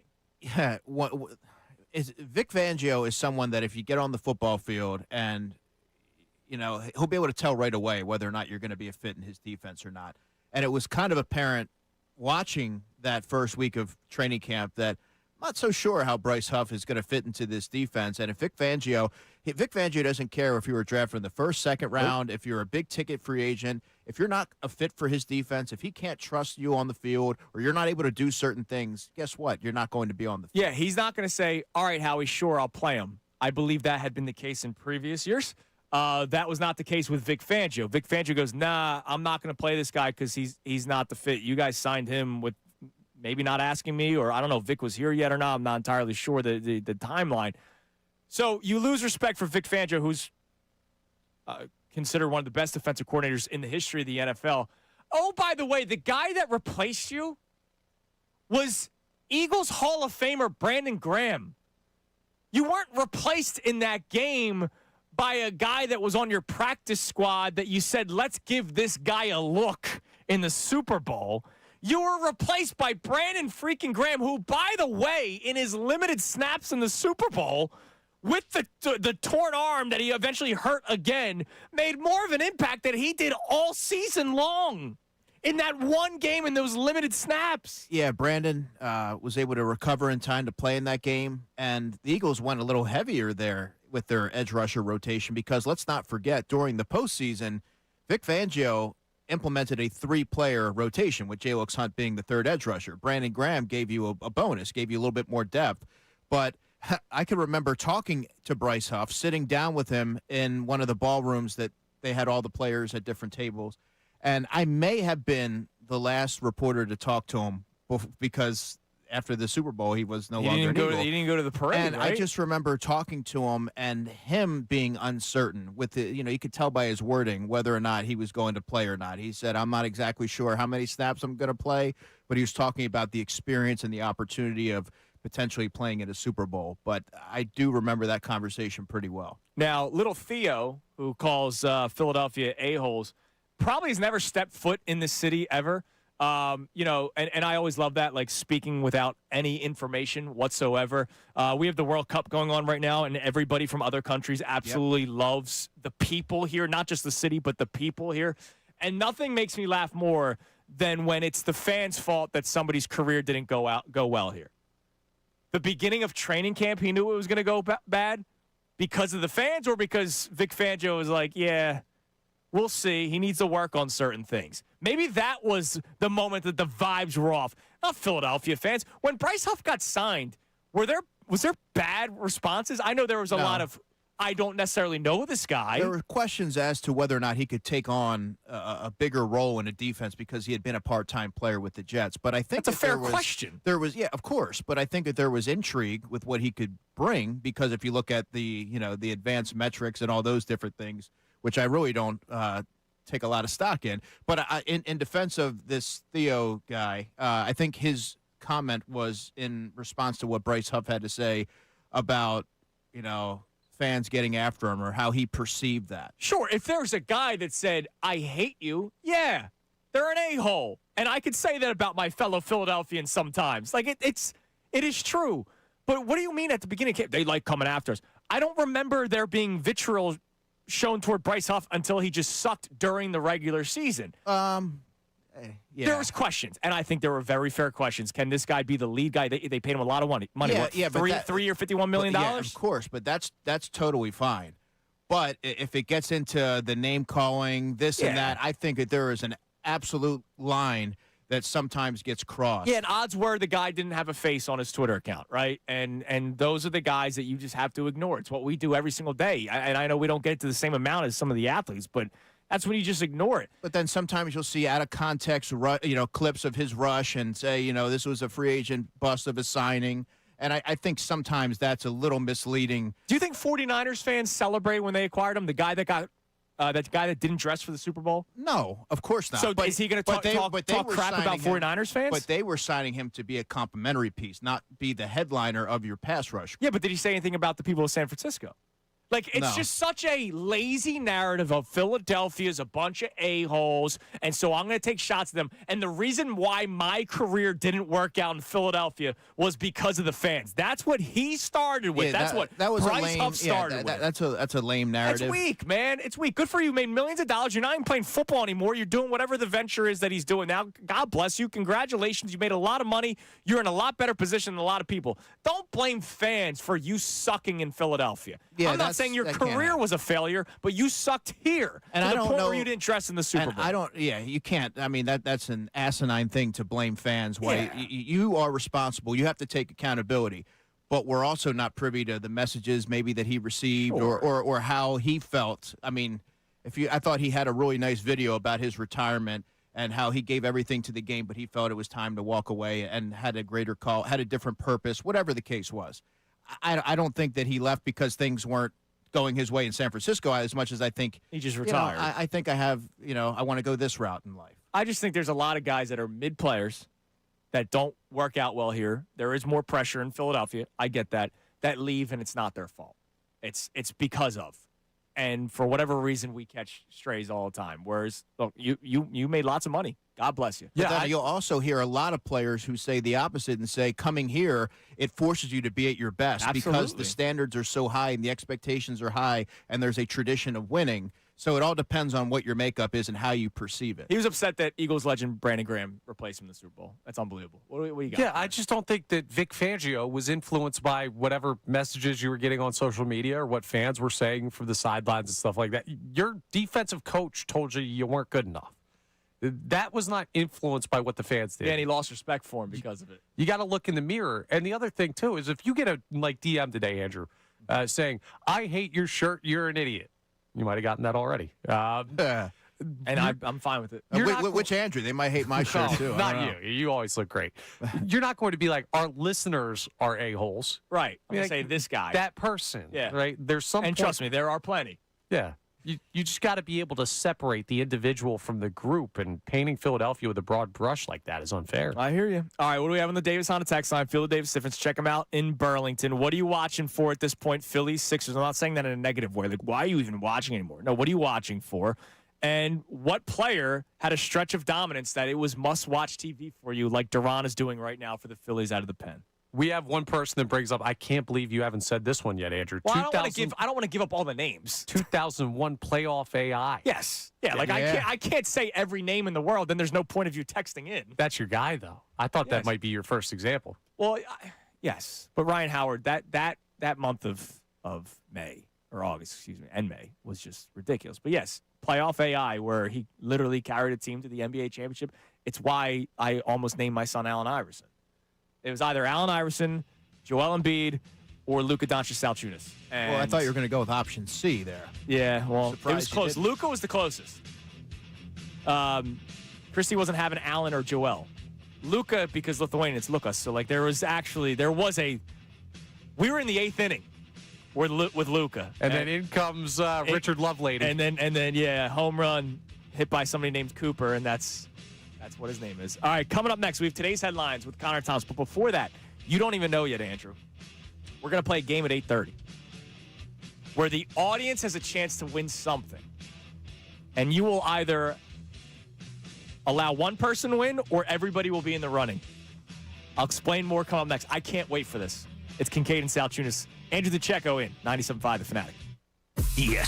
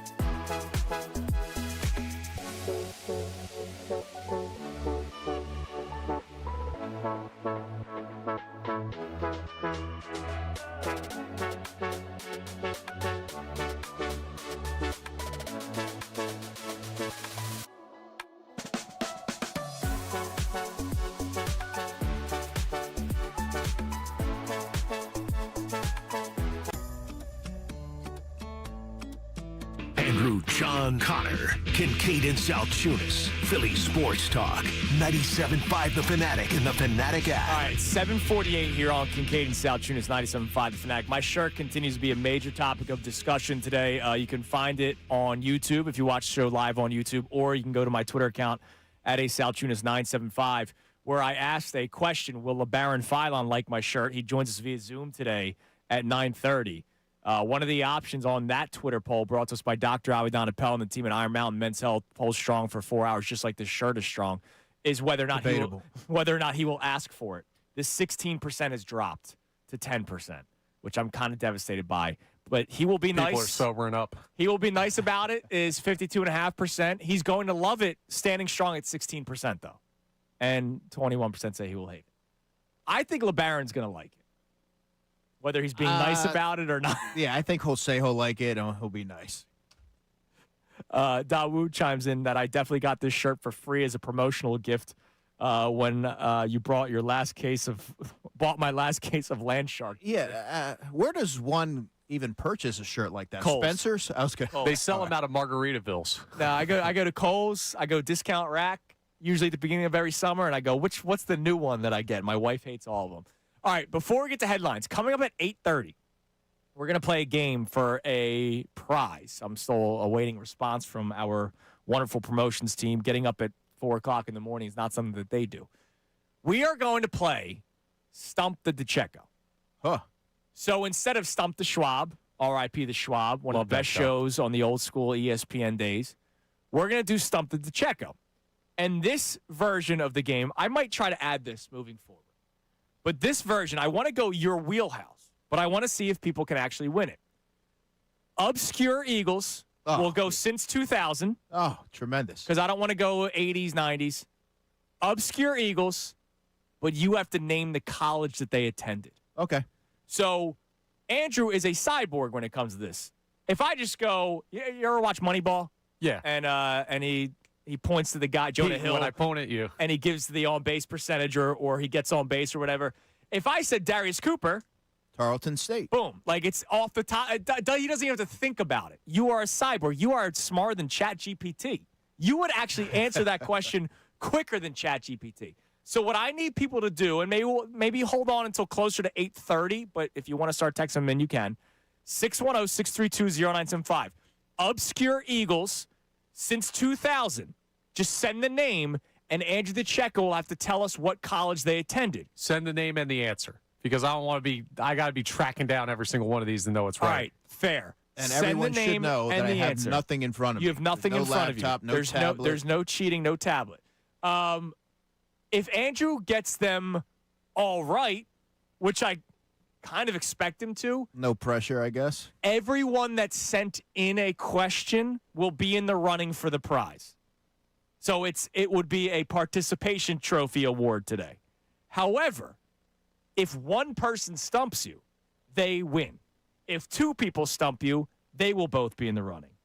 I don't think 3 people will stump you, but if they do, they'll be in the running. So it's either whoever stumps you's in the running, but if no one stumps you, participation trophy award today. You ready for that at 8:30? I'm ready for it now. But yeah, 8:30 works. All right, that comes your way at 8:30. Time now for today's headlines with Connor Thomas. Today's headlines with the Connor Thomas. Brought to us as always by Lundy Law. For over 70 years, Lundy Law has been fighting for injured people. If you need them, remember the name, Lundy Law, your injury lawyers. Visit LundyLaw.com. That's LundyLaw.com. We got a wild story out of the world of football and golf. So Wyndham Clark just won the U.S. Open this past weekend at Shinnecock, and he jumped on Pardon My Take, Barstool's main sports podcast. And they asked him about a question because they're big Baker Mayfield fans on that podcast. And Wyndham Clark, back in 2016, put out a tweet that he hates Baker Mayfield. They needed to get to the bottom of where that comes from. Not a great place. I'm trying to decide if I should tell the story. Yeah. All right, screw it. I don't care. People already hate me. No, it's not that bad. My PR team's here. My girlfriend at the time cheated on me with Baker Mayfield. What? Yep. Whoa. Wait a minute. Hold on. I need to know. I have a lot of questions. Was there more to this? Yeah, when did the cheating happen? I imagine back in 2016 when the tweet was done. No, because, did he... I'm sorry. I'm not an online guy. I know you're not an online guy. Not even close. If my wife slept with someone that was not me, my first thought would not be, let me go to Twitter and say, I hate this person. I would probably go dark. You probably wouldn't hear from me. I'd probably be drinking a lot. Did the cheating happen in 20... Ah, man. I mean, it could have predated that, and he was just kind of harboring And it. then he eventually... Maybe he was watching a Baker Mayfield game and then tweeted, It's like, I hate this guy. Yeah, did he take to Twitter the second he found out? I'd imagine so. He said further in the podcast he likes Baker now and would golf with him, blames the girlfriend. He has a new girlfriend now, so they're not still together, obviously, for obvious reasons. But, a little bit of athlete-on-athlete drama So there. this was 2016? Yes. So this Was is he in the actually, league yet? No, he would have been at, Oklahoma, right? It's not far-fetched to suggest that he took to Twitter to tweet out his thought, because it seems like everybody likes to tweet out their thoughts. Yes. Going to the gym today, going to get a bagel. Big whatever news the coming case soon, is. Yeah. eyeball emojis. The gym's crowded today. Yeah, all that. Where did Wyndham Clark attend college? How long has he been? I don't know golfers. How long has he been in the league? He's like 30, so they right, would have turned been in at the professional same time. He went to Oklahoma State. Yeah. So did somebody travel somewhere? That's what would have happened. Well, this is why I have questions. You played the clip that was like 3 seconds long. I wasn't in the room. I don't know. Did she did they match on an app and they met somewhere? Do you think that did he play Oklahoma State and say, "Hey, I won. Who this? What is this?" Would your follow up in that interview break down how you got cheated on? Yes. Come on. Yes. If he's joking around about it, yes. Yeah, you got to ask the question in a nuanced way. Well, when we have Wyndham Clark on, you can ask. All right. What's next? We also have an update on the Ghanaian witch doctor who cursed Harry Kane. We talked about this in a previous edition of today's headlines. Now, I think this is a little bit short-sighted. He yesterday put out a 3-minute video on social media, because everyone's on social media. He removed the curse now that he's no longer playing Ghana. And as a team in the USA that might match up with England in the finals, potentially, if they get there, I say you keep the curse on. Do you just take the curse off? Is that selfish of the witch doctor? Well, she's not doing it for us. She's doing it for Ghana. That's a he, by the way. He's doing it for Ghana, not for us. Yeah, but no one wants to see England win. And by the way, they're warlocks. They're not witches. Guys are warlocks, right? Witch doctor. I'm sorry. You got to get in this world a little bit. Well, no, because it doesn't work, except for apparently Ghana. It has not worked for us. No, the Etsy witches have worked previously. They've not worked in Philadelphia. I'm a little mad he removed the curse. I say if it works once, you got to keep it on. Prove it. Yeah. Now I'm thinking this guy just got lucky. Wow. It was a fluke, perhaps. Wow. He may have just gotten lucky. Hey, I believe that in the sport of that the sport in soccer where there's not many goals, a goal wasn't scored. I just watched Derek Hill hit a pinch hit 2-run go-ahead homer. Yeah, did an Etsy doctor witch maybe make that home run happen? Maybe. Coming up next. Thanks, Connor. That's today's headlines. Oh, next. I'm really fascinated by this Wyndham Clark story. I would have followed up how did this happen? Or how did you find out? Yeah. Where did the act happen? Was it your place? These are questions I want to know. He already says everybody hates me already. Why wouldn't I just talk about it? I actually kind of like him more now. I had no hatred to the guy because I don't know him because I don't watch golf, but I like him more now. Because it humanized him. Yeah, absolutely. I feel bad for the dude. All right, coming up next, Dave Zangaro. By the way, maybe that's what started him being a D, is he got cheated on. That was his villain arc. I don't know. Dave Zangaro put out a list of questions about the Eagles that he's going to be keeping an eye on for NBC Sports Philadelphia, but he did defense only. So we're going to go through that next. And Connor has a question that I think is an easy answer about the defense. That and our other topics that we've been discussing so far this morning. More text messages. It is Kincade and Salciunas, 97.5, The Fanatic. Now on 97.5 The Fanatic Sports Update. Another ninth-inning rally. I'm Connor Thomas. The Phillies, again in the ninth inning, came back to beat the Nationals last night, following up a huge one in Game 2. They were once again down to their final out. Derek Hill stepped to the plate, hit a 2-run pinch hit, go-ahead home run, and he talked about it after the game with the NBC Sports Philadelphia broadcast. Yeah, I mean, ever since coming over here, the hitting department downstairs, we've been working day and night, honestly, and got to tip my cap to those guys. They're getting me into the proper positions to go out there and succeed. He had the big swing, wasn't the only upside of the game. Aaron Nola went 5 innings, only 2 earned. Solid start for him. Joan Duran notched his 19th save. Brandon Marsh 3 for 4 at the dish in last night's contest. Phils go for the series win tonight, 6:45 p.m. down in Washington. Sanchez on the mound against Cade Cavalli. The Sixers ended up not trading into the second round of the NBA draft, so their only pick this year is Labaron Philon Jr., who will join us coming up at 9:30 here on Kincade and Salciunas. The Flyers are getting set for their first round. That starts tomorrow at 7 p.m. Philly has more World Cup action today. Curacao faces Ivory Coast at 4 p.m. down in South Philly. Team USA faces Turkey tonight at 10 p.m., though Team USA has already won Group D, so nothing on the line for them in that game. Derek Gunn will join us coming up at 9:05, and Andrew DiCecco remains with us for the rest of the show. I'm Connor Thomas for the home of the Sixers, Flyers, and Union, 97.5 The Fanatic and the Fanatic app.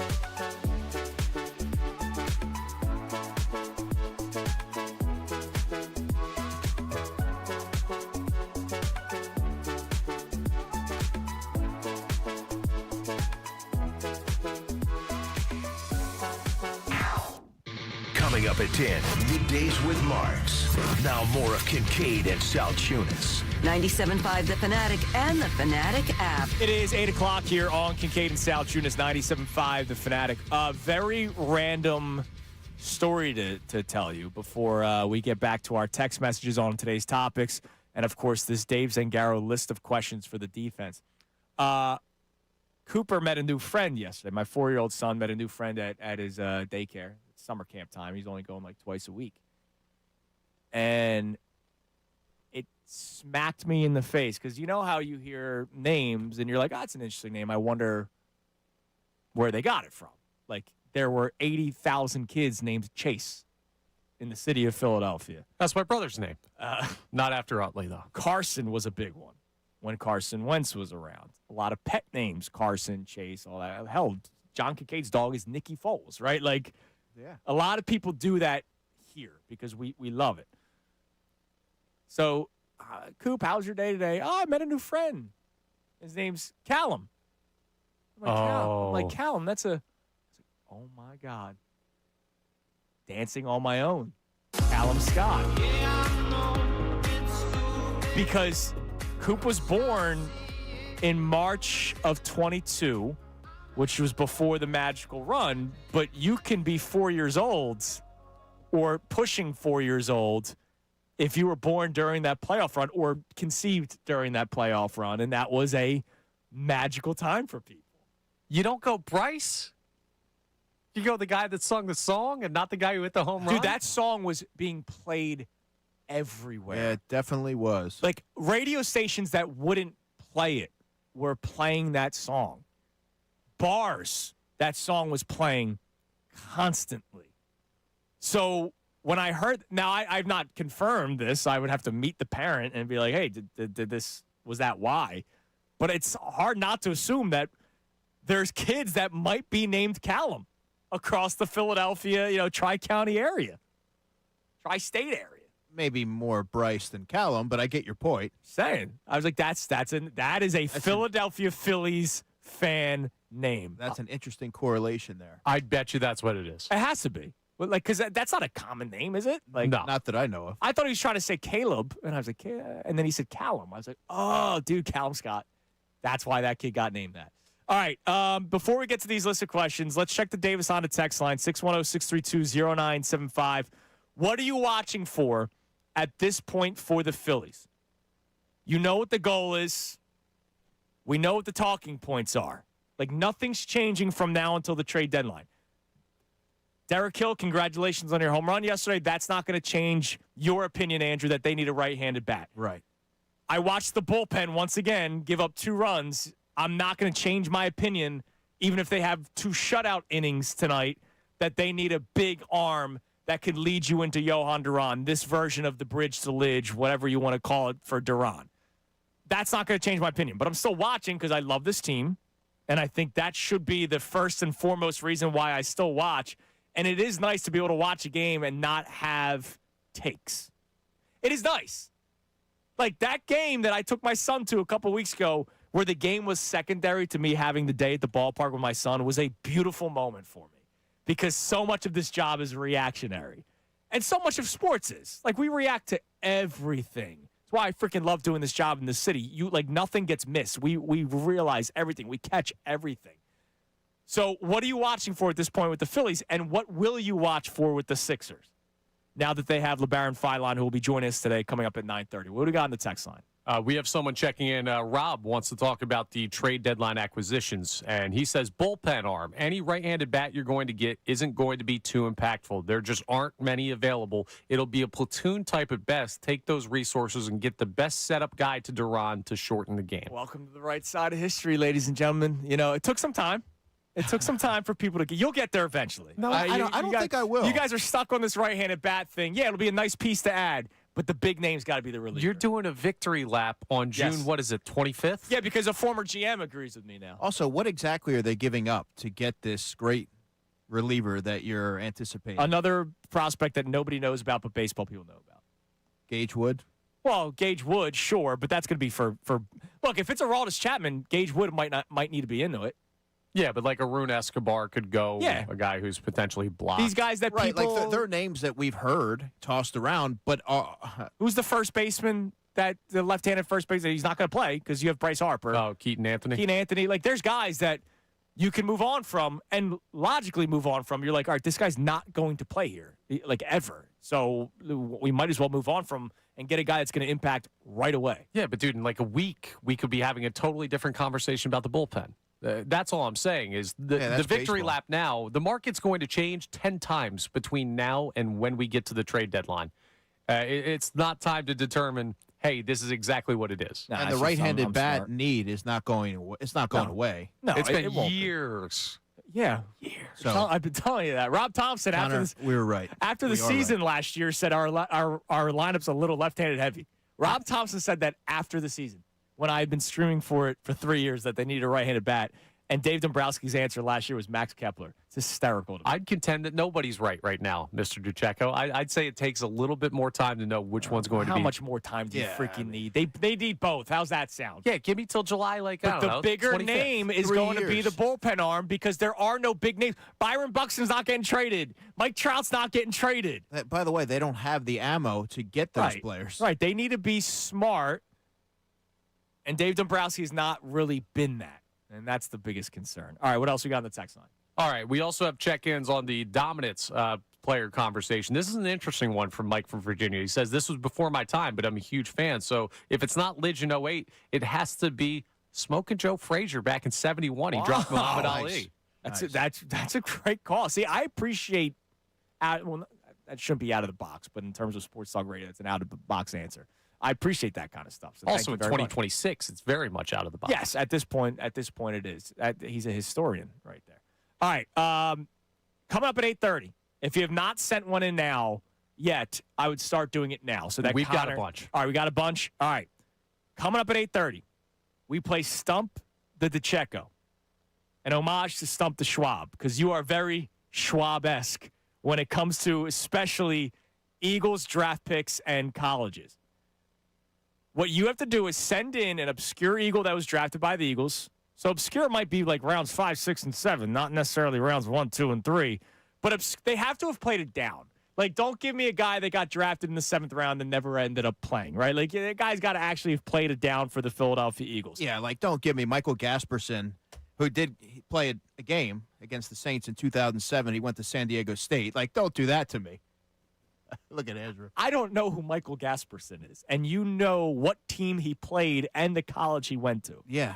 McNabb threw him a pass in the flat. It was his only NFL target, and he was open. We might not have a winner today. We might have a participation trophy award winner. We're going to give away a prize.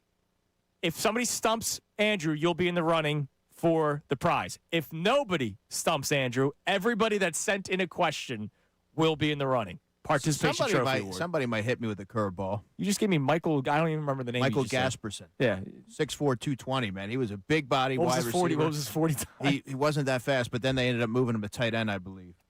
See, this guy's unbelievable. All right, Dave Zangaro, love his work. NBC Sports Philadelphia, go to it often. He did biggest Eagles questions by position in 2026, but he's doing a defense only, and he'll do an offense only, kind of like what it seems like it's always about the offense, because there's not many questions about the defense unless you really, really think about it. We know that the defense is dominant. So here are his questions. Defensive tackle, will Jalen Carter return to dominance? Not will Jalen Carter be good, but like, will he be dominant, especially considering his payday's coming? Do you believe that Jalen Carter will return to dominance? I do. Yes, I do, but I understand why there's going to be some pause, because last season, and I go back to that Chicago Bears game where the Eagles got handled up front. You never see Jalen Carter sort of have to move horizontally because he's getting walled off by offensive linemen. That version of Jalen Carter, yeah, after that game, he revealed that he was working through something. That's not going to be sustainable. But he's had time. He's had the PRP therapy, and, you know, he didn't participate in team drills in the spring. We'll see what happens this summer. I think some of that time off eliminates the wear and tear. He's also got the contract year therapy. Yeah, exactly. Like, let's face it, the guy wants to get paid. He's also motivated, but you can have all the motivation in the world if your shoulders aren't right. Sure. When you're striking offensive linemen, it doesn't matter all that much. But yeah, I do think he's going to return to form. And last season, he was my prediction for Eagle sack leader. That didn't come to fruition. Morrow, right? Or was it Jalix Hunt? It was Jalix Hunt with 6.5. Okay. Morrow had 6. But yeah, I think he's gonna return to form here. All right. Question 2. Edge rusher. Can Jonathan Grenard produce at a high level? So 2024 is when he had the 12 sacks. But last year he was hurt. Yeah, in 23 and 24, he combined for 24.5 sacks. Wow, okay. And then last year he had just 3 over 12 games working through that shoulder injury. So do you believe he can produce at a high level is the question Dave Zangaro's asking?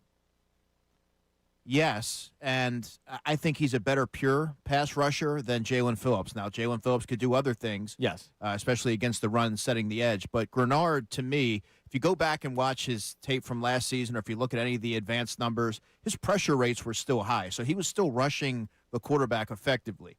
He talked about that in his initial press conference. It's now about finishing and making sure that you're bringing down the quarterback.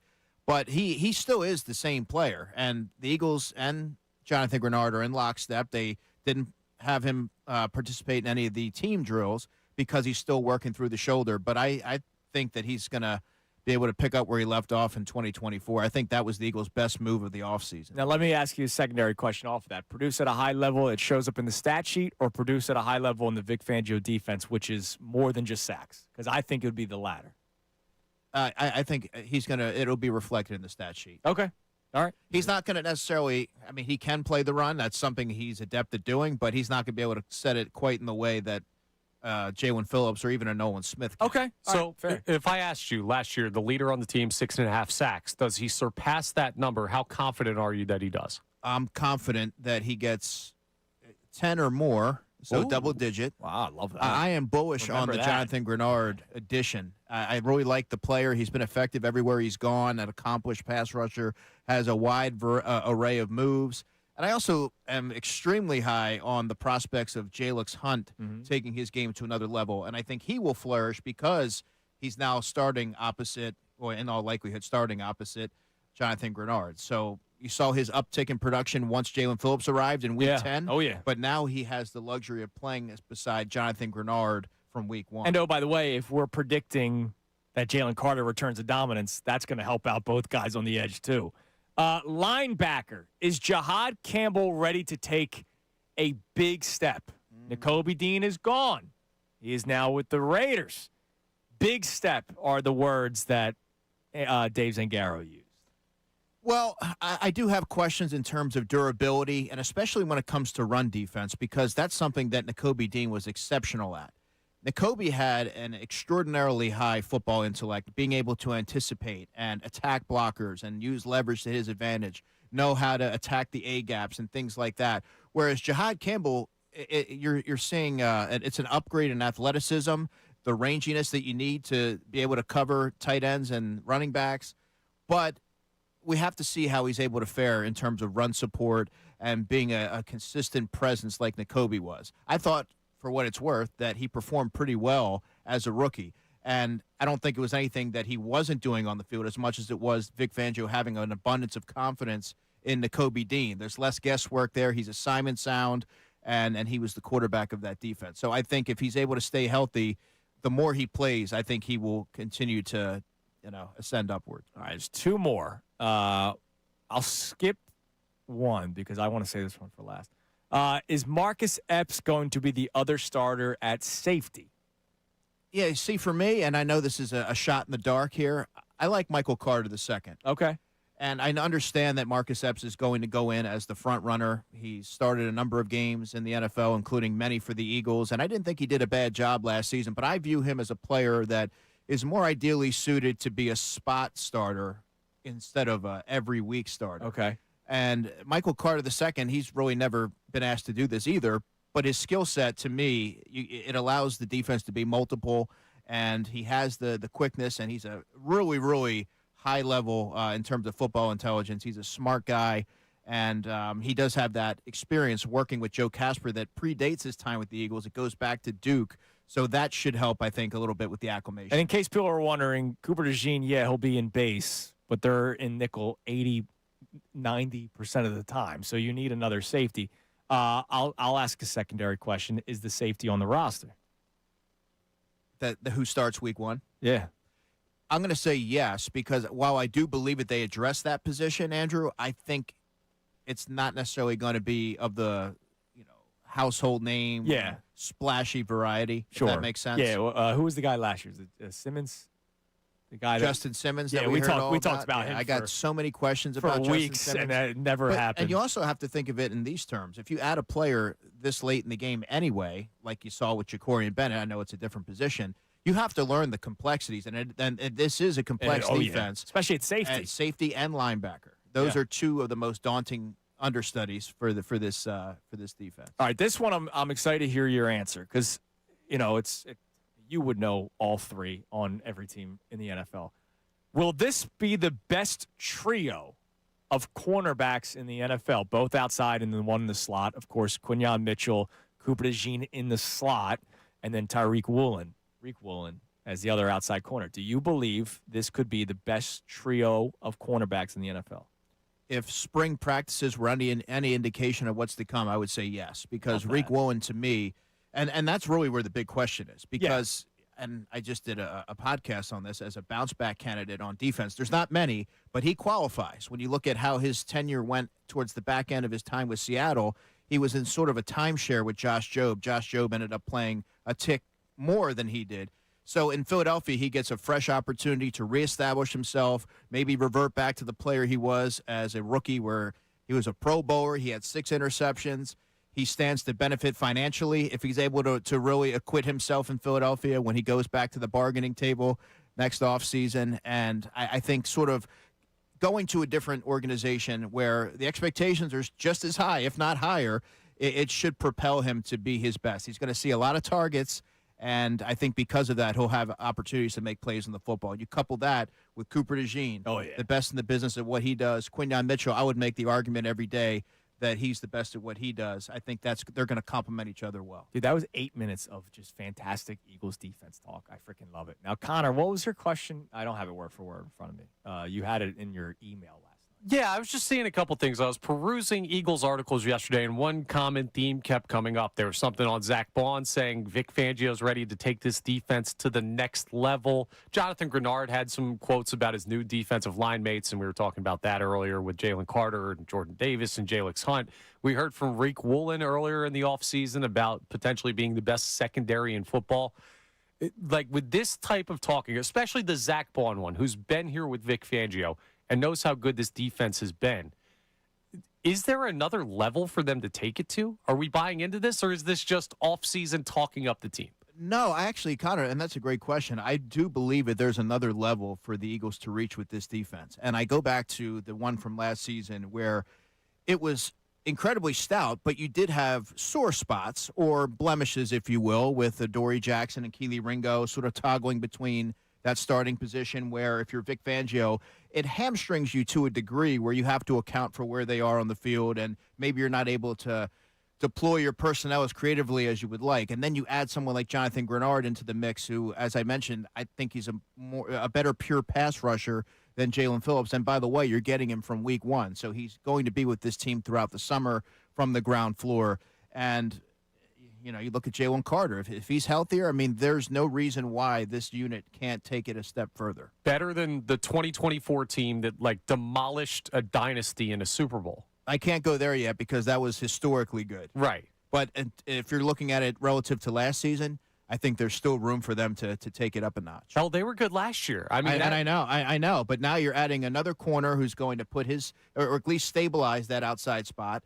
You're going to have some questions at safety until you see it on the field, but you can't spend everywhere. And I think the pass rush, this reconfigured pass rush, which now has Arnold Ebiketie, who they added as a 4th edge rusher, A.J. Epinesa, so they're really deep there. They're deep at defensive tackle. It's not hard to sort of envision, from my perspective, them being able to ramp things up. I love it. Give me another top 5 defense. I'll take it. It's going to be awesome. Top 5 defense, and I just need the offense to be middle of the pack.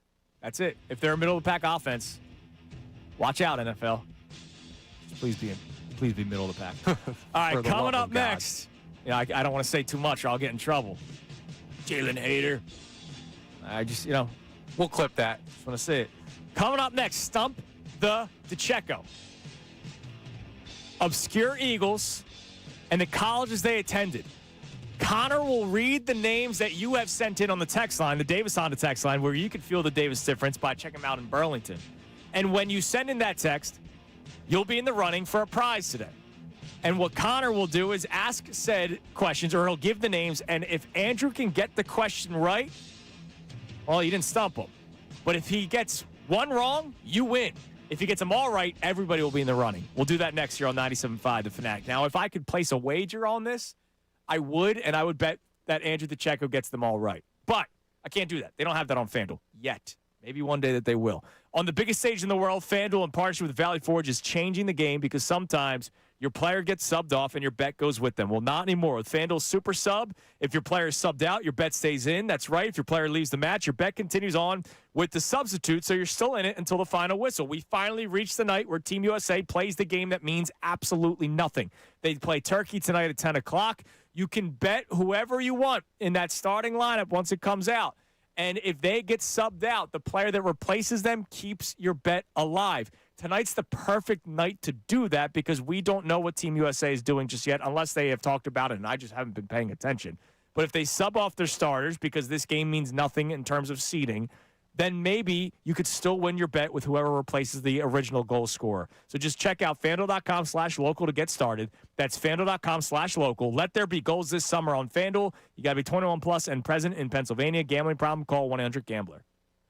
Now on 97.5 The Fanatic Sports Update. A huge swing by Hill. I'm Connor Thomas, and the Phillies found magic again in the ninth inning in Washington last night. The second straight night they've needed to come back down to their final out. Last night it was Derek Hill coming up huge. A 2-run pinch hit, go-ahead homer for the Fightins. Here's how it sounded on NBC Sports Philadelphia. And the pitch. Swing and a fly ball. Right field. It's deep. Wood going back toward the wall. It is gone. Hill, a 2-run pinch hit home run. You gotta be kidding. That is incredible. Now, they didn't score 8 in the ninth, but it was enough to win 5-4 over the Nationals. Aaron Nola went 5 innings to earn. Joan Duran notched his 19th save. Brandon Marsh 3 for 4 at the dish. The Phils will go for the series win tonight, 6:45 p.m. first pitch. Christopher Sanchez on the mound facing Cade Cavalli. Sixers ended up not trading into the second round, so their only draft pick this year is Labaron Philon Jr. He will join us coming up at 9:30 to talk about being drafted here to the city of brotherly love. The Flyers have their draft tomorrow night starting at 7 p.m. Philly has more World Cup action today as Curaçao faces Ivory Coast, 4 p.m. down in South Philadelphia. Team USA will play Turkey tonight at 10 p.m. USA has already won Group D, so they are not playing for anything. Still be good to see them get some work in. Andrew DeCecco will be with us for the rest of the show, and Derek Gunn will join us at 9:05. I'm Connor Thomas for the home of the Sixers, Flyers, and you.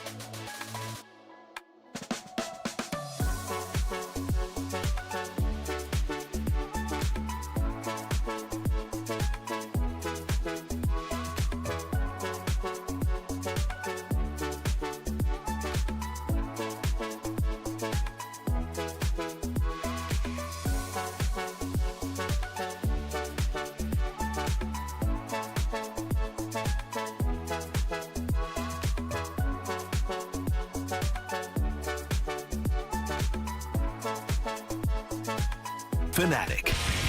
It is 8:30 here on Kincade Salciunas 97.5. The Fanatic, our man Andrew DeCecco in studio today. It is a Thursday, but he came in at 7 o'clock for us today. We appreciate you, Andrew. Johnny the K in the ATL doing a charity golf tournament. Helps kids in need, which is a beautiful thing. So I hope he's having a great time down there. I know he got down there yesterday. He was checking out some of the old stomping grounds. So good for Johnny. Coming up now. Not coming up next. Coming up now.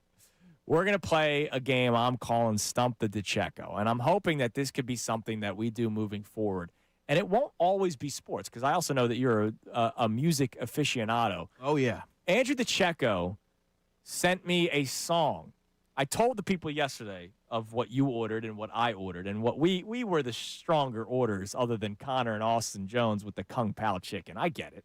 It's a solid order. Just not out of the box. Did we win the poll or not? You guys won the poll because people are afraid to speak truthfully on polls. Out of nowhere, I got a text from Andrew. A song from Thin Lizzy called Chinatown. And I'm like, you're the best. Like, he just has this in his back. It's not even like Jailbreak or what's their other big song? Thin Lizzy. Boys Are Back in Town. Boys Are Back in Town, right? They're solid songs. You go Chinatown from Thin Lizzy. This is why you're the best. I'm a huge Thin Lizzy guy. Yeah, it's great. And you're also a huge draft nerd. And I say that with love. All right, so Connor, you have them on the Davis Honda text line. Connor will give the name of the Eagle that they drafted, obscure Eagles, and Andrew DeCecco will tell you where he got or where he went to college. I'm turning my phone upside down. I don't even think you have to say it. I will speak for you. If Andrew gets them all right, every question, every person that sent one in will be in the running for a prize. I believe it'll be a pair of tickets to the Dave Matthews Band concert. He has 3 of them, by the way. I didn't know he did Friday, Saturday, Sunday stops. I just got to get that confirmed, but that's what I think that it's going to be. If he gets just 1 wrong, that person wins. If he gets 2 wrong, those 2 will be in the running. So what do we got? Connor. All right. We need the music. Our first question here from Colin and Brigantine, John Wellborn. Oh, man. John Wellborn. That's a good start. Cal. Oh, man. I'll say Cal. I think that's wrong. Is that right? That is correct. Oh, my God. Why do you know John Wellborn went to Cal? 1 for 1. Cal. This next one, N.D. Kalu. Rice. Oh. 2 for 2. Oh, That's man. awesome. I love these. And that was Steph boom. Wisniewski. Penn State. Oh, my God. That was an easy one. Yeah, we need to go a little bit more obscure. This one may get you. That, by the way, that's a Super Bowl champion, Steph Wisniewski. Yeah, throw some respect. Come on, man. Nah Brown. That's Nate Brown. He went to UNC. Wow, corrected you on the pronunciation and got it. Sean Morey. Sean Morey. He Ivy League. He went to.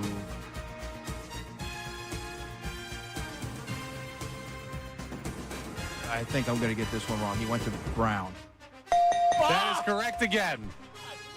Sean right Morey away. was Eagles Special Teams MVP in 2003, by the way. By the way, he was Super Bowl MVP, Special Teams MVP in 2003. He weighed 175 pounds. He was 5'11", 205. Yeah, and he played for the Steelers and the Cardinals as well. Go ahead, Connor. Now, this player, I don't believe was drafted by the Eagles, but I still want to see if you get this one. From Colby in Central PA, Mike Wallace. Mike Wallace, Ole Miss. That is incorrect. Are you sure about that? Michigan is what the Texans Mike said in Wallace? That's what I'm seeing here. That's we incorrect. might need a check-in. Hold we on. might have a Mike Wallace went to Ole Miss. Went to Mississippi. The texter incorrect on that one. Colby in Central PA. You got to pick it up. All right. And he played for the Eagles for 2 games. All right. 2018. Yeah. Eagles quarterback Kevin Cobb. Kevin Cobb, Houston. Keontae Marshall. Keontae Marshall. This one I will not get. Keontae Marshall went to a small school. He was drafted and played in 1 game in 2005. I did say they had to have played at least in a game. He was a defensive tackle. Pass on that. I got Well, nothing. no, you can't pat. You got to take a stab at it. NC Central. I don't know. It was Grand Valley State. So Westchester Mikey is our first person in the running. So we might actually have a real winner and not a participation trophy award winner today. That's huge. Not to be confused with Saginaw Valley State, which is where I believe Todd Harriman's went to school. Now you're just showing that was off. That was a nice one. That one. We have I'm four more. disappointed in myself. Awesome. This one comes from Dave from Hatfield. Earl Wolf. Earl Wolf. I thought he was going to be a stud. NC State. You're Wolfpack. a machine. He ended up going to New England and actually was pretty good for a year, right? He actually was solid here, As a and safety. but then he hurt his knee, I think, against the Packers, and he never really was able to. Oh, he rebound never played for the. Did he go to the Patriots? I don't think so. Oh, maybe I'm off. All right, go ahead. Our next name, a linebacker, Tyreo Harrison. By the way, I think you were thinking of Eric Rowe. No, Patrick Chung. Oh. Or he came from New England. Tyreo Harrison. Yeah, 2002 linebacker, 5th round. Where did he go to school? I don't even know this guy exists. Notre Dame? God, dude, you got the round and the year. George, Dude, that was 24 years ago. This is unbelievable. George the Plumber wants to know, he was drafted in the 3rd round in 2007. Brian Smith. Brian Smith. He went to a small college. That was a creative player name. Brian Smith. That guy doesn't exist. Yeah, this one's escaping me here. It's not Saginaw. I'll say Saginaw Valley State. That would be Say it. McNeese. McNeese State. the Cowboys. Went to McNeese State. Andre Sam started his career at McNeese State. So we have Eagles two people safety. with Westchester Mikey and George the Plumber. One more shot for Brad from Bethlehem. Bobby Williams, drafted in 2003.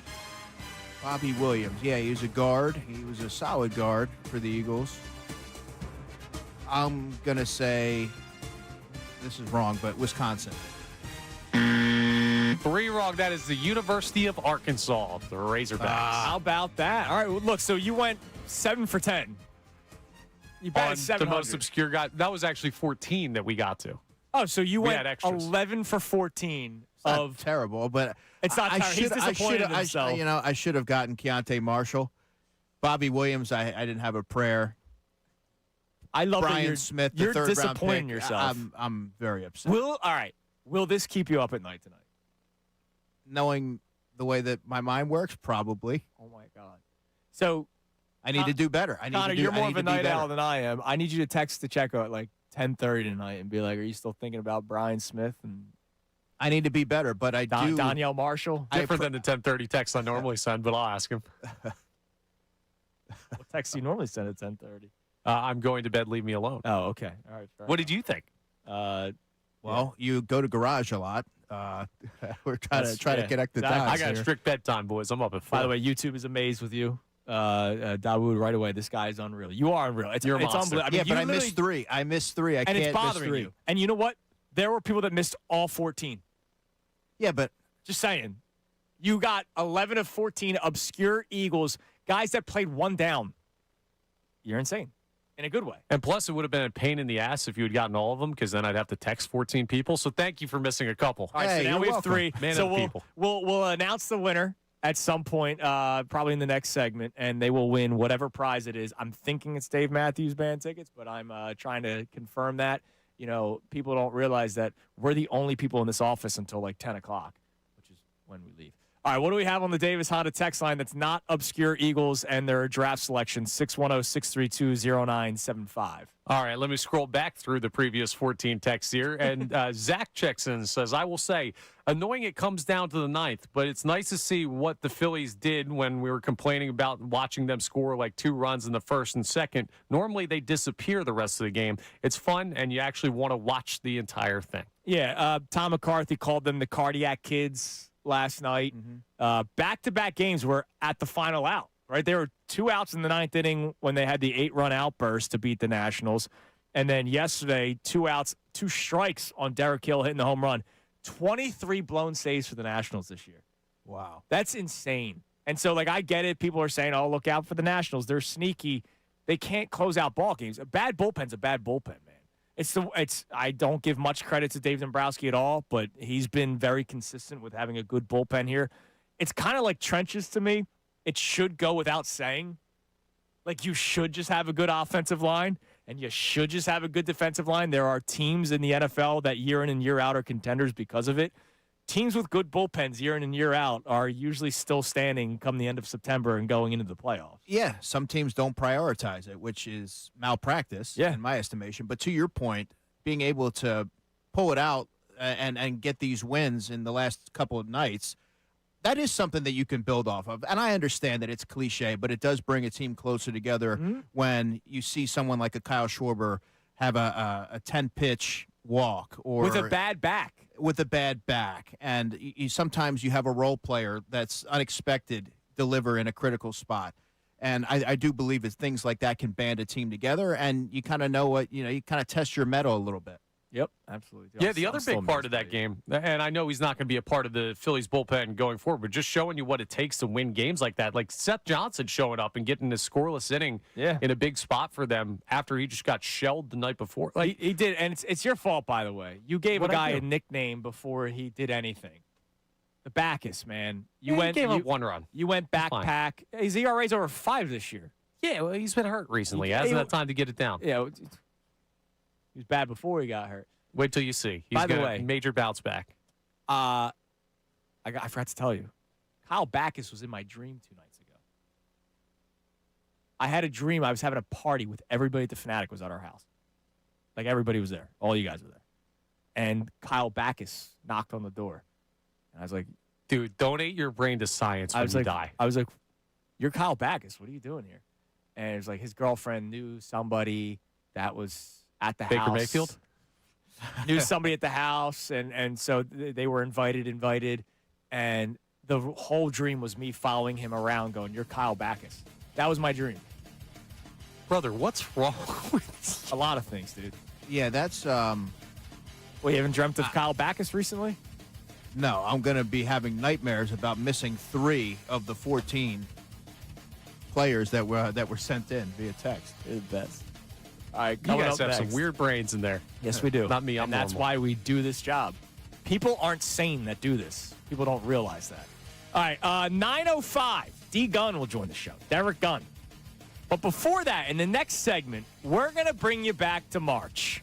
That got this whole Jalen Hurts thing started. The first reporter that talked about the quiet prove-it year that the Eagles are setting up. You'll hear that clip next. We'll talk about it a little bit.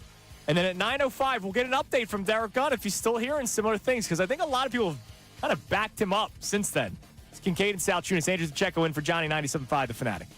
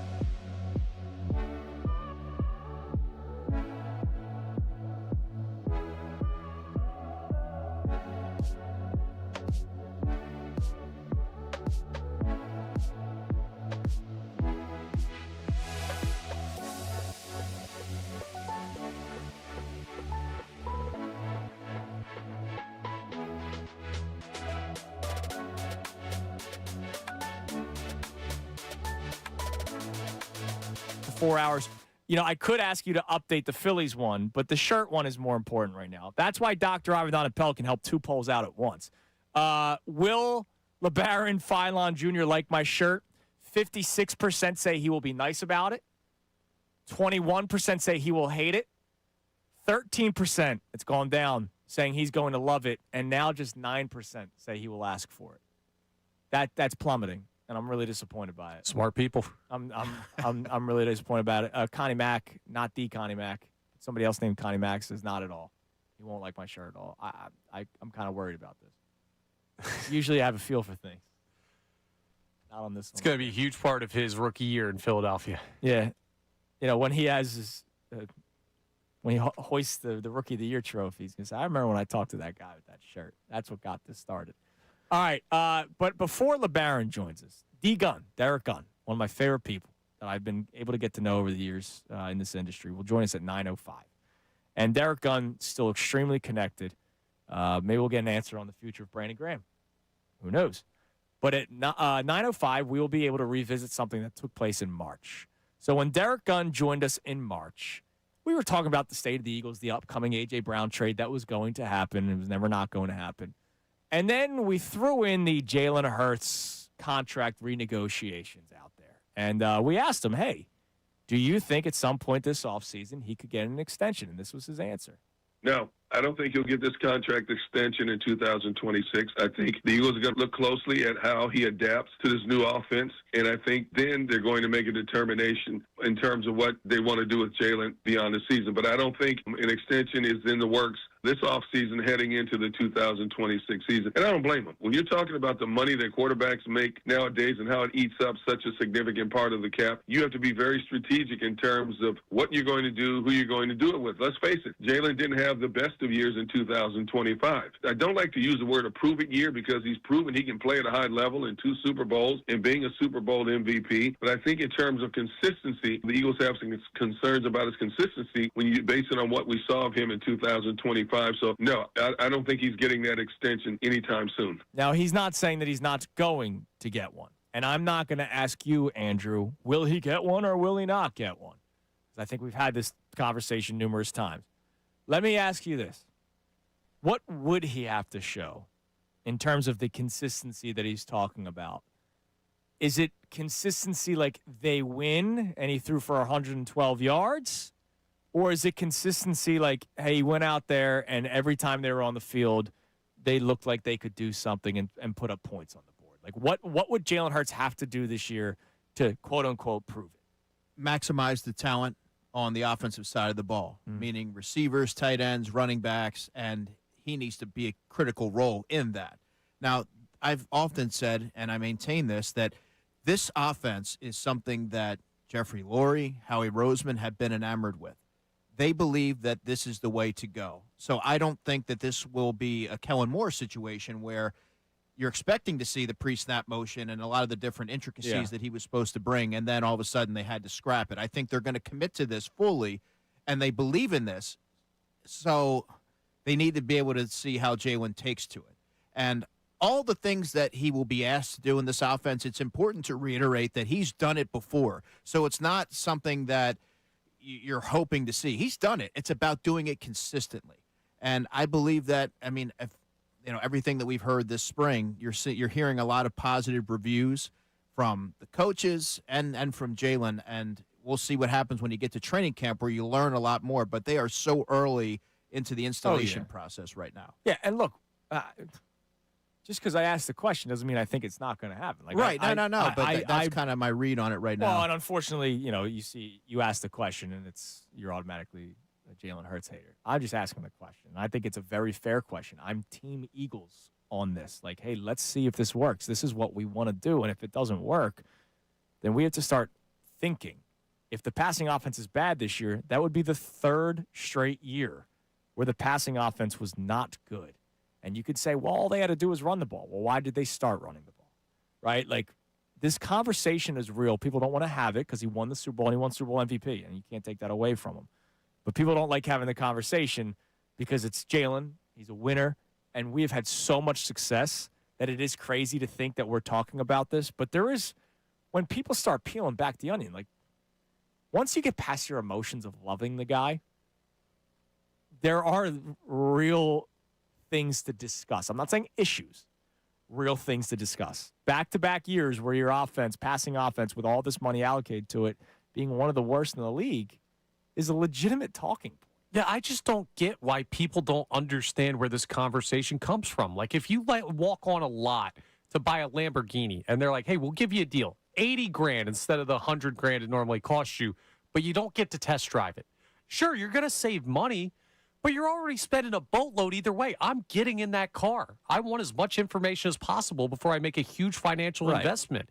The people who are worried about, like, the contracts going up for the quarterback position, you're already going to be cap hamstrung whenever you give out this next deal, whether it's today or in a year from now. Yeah. But there are people that are of the belief that it's going to be fine, so just pay him now. It's not even, we don't need to. There are people that don't think they need a test drive. Oh, the Lambo's a good car. It's a good car. I'm going to drive it. I don't need to test drive that bad boy. There are people that think Jalen's going to be fine. And if you think that, that's fine. But you can't ignore the last 2 seasons. You need more information within the context of this offense. Yes. Where there's going to be drastic changes. Yeah. Both again in the run game and the pass game. Jalen has acclimated to various coordinators over his career, various quarterback coaches, but it largely has been different iterations of a similar structure. This is something that's wholly different from what they've done in the past. Right. So naturally there should be questions. And while he has done under center, he has thrown in the middle of the field. All those things have happened before. It's about making it a hallmark of your game within this offense But there week will in be and week people out. that will say, if it's not going well, go back to the things that work. I'm with you. Yeah. This is what the Eagles want to do. Pretty clear this is what they want to do. Everything that they've done this offseason supports that. But there will be people, and I'm not saying they're wrong to say it, but there will be people that will say, well, if it doesn't work, then go get the offensive coordinator that's best for Jalen. Cool. Well, Jeff Stoutland's not coming back. Like, you've kind of burned the bridges on the previous way of doing things in some senses, too. Yeah.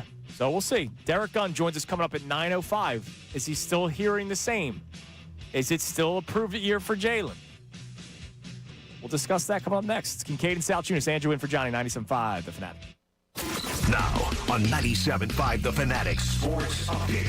Phil Steele, another win. I'm Connor Thomas, and the Phillies made some magic again in the ninth inning last night. The second straight night they've done so in Washington, a 5-4 final. And the reason they found that win, well, it was Derek Hill with a 2-run pinch hit, go-ahead homer.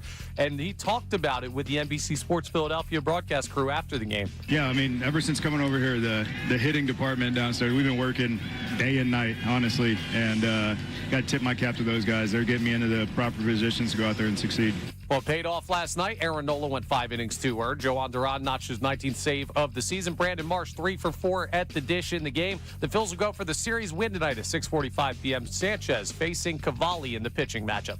The Sixers ended up not trading into the second round of the NBA draft last night, so their lone pick, Labaron Philon Jr., he's going to join us coming up at 9:30. You're not going to want to miss that. The Flyers are getting set for their first round. That starts tomorrow at 7 p.m. And Philly's getting set for more World Cup action. Curaçao faces Ivory Coast today at 4 p.m. in South Philadelphia. Team USA faces Turkey tonight at 10 p.m., though Team USA has already won Group D. Derek Gunn will join us coming up next. This update is brought to you by the Macom Group. The Macom Group supports contractors with one of the largest PVF inventories, from pipe, valve, and fittings to trusted brands. Count on the Macom Group to help you stay on schedule. Visit MacomGroup.com today. I'm Connor Thomas for the home of the Sixers, Flyers, and Union. 97.5 The Fanatic and the Fanatic app.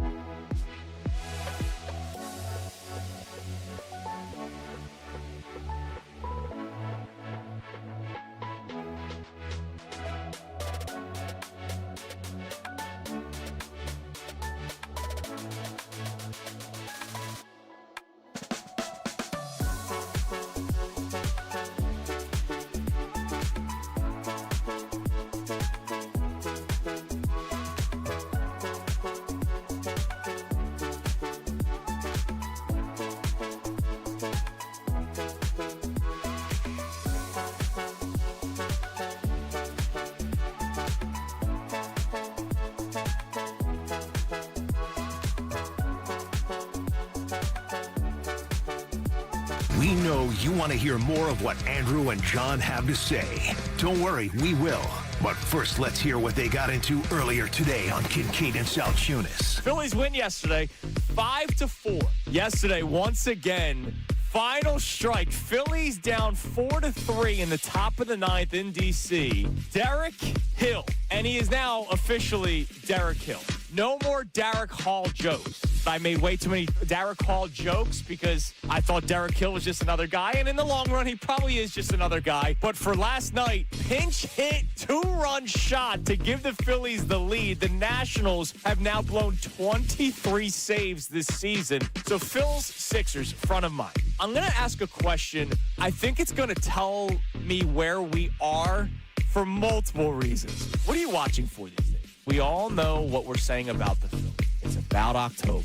It's about getting back to a World Series. It's about winning a World Series. It's about this payroll finally coming through. It's about Bryce Harper getting his first ring to his Hall of Fame career. We all know what it's about. It's why Wake Me Up When October Comes is very, very logical to say. From the Sixers side of things, championship expectations and championship talk, and it's all about the championship. It's a conversation because it is all about a championship at this point with the Sixers. It has been for a long time, even though you don't feel like it's likely because you're not going to expect Joel Embiid to stay healthy throughout an entire playoff series at this point. A playoff series, let alone multiple series. But we still watch. Now back to the show. All right, so what we've been talking about today on this Thursday morning. John Kincade out the rest of the week. Andrew DeCecco in studio today as he normally would be, but he's a foxhole guy. Came in at 7 o'clock instead of 8 o'clock. Talking Phils, talking dominance, the player that you can remember a stretch of just pure dominance. Didn't even have to be an entire season. Did anybody text in Don Brown? Because I would be surprised if nobody sent in the Don Brown text. No, but we did get a Travis Fulgham text. Look, Travis Fulgham had our stretch, man, where you were saying, I have to watch this guy play because you're thinking maybe this guy could be a part of the future. I still remember. I tried getting him on the show. I was with, it would have been Ant at the time, 2020? Yeah, I was working with Ant at the time, and I tried getting him on because he was taking the world by storm. And I really respected his agent's response. His agent was, look, we would love to, but he is trying to focus in on this right now. Like, he doesn't want to do any media. Like, he just wants to keep going. Right. And I respected the hell out of it. And then Alshon Jeffrey returned, and he was done. I mean, that was one of my recent, Howie/Doug, what are you guys doing? I get that Alshon's getting paid, but this season's over. You're not winning squat. You got to start looking toward the future. I mean, Jalen was there waiting to take over for Carson.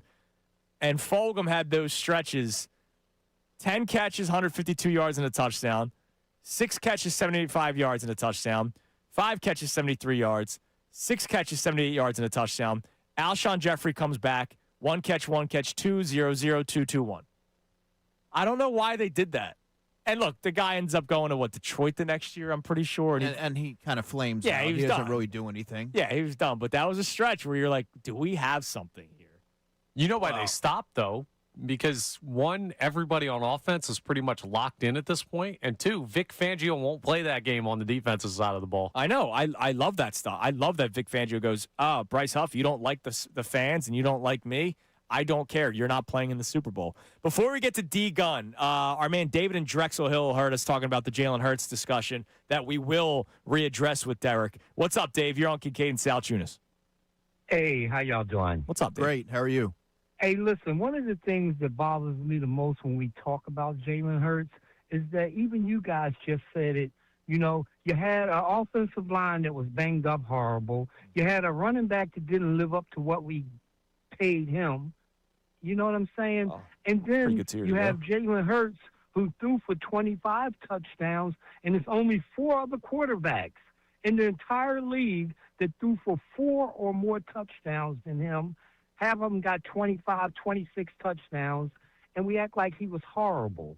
No, you know, I don't really like that too much. Yeah, I understand where you're coming from. I don't think horrible is the way to frame it. I think when you look at what the passing game has been over the past 2 years, it hasn't been good enough with the collection of talent. You could look at the stats. That's not true.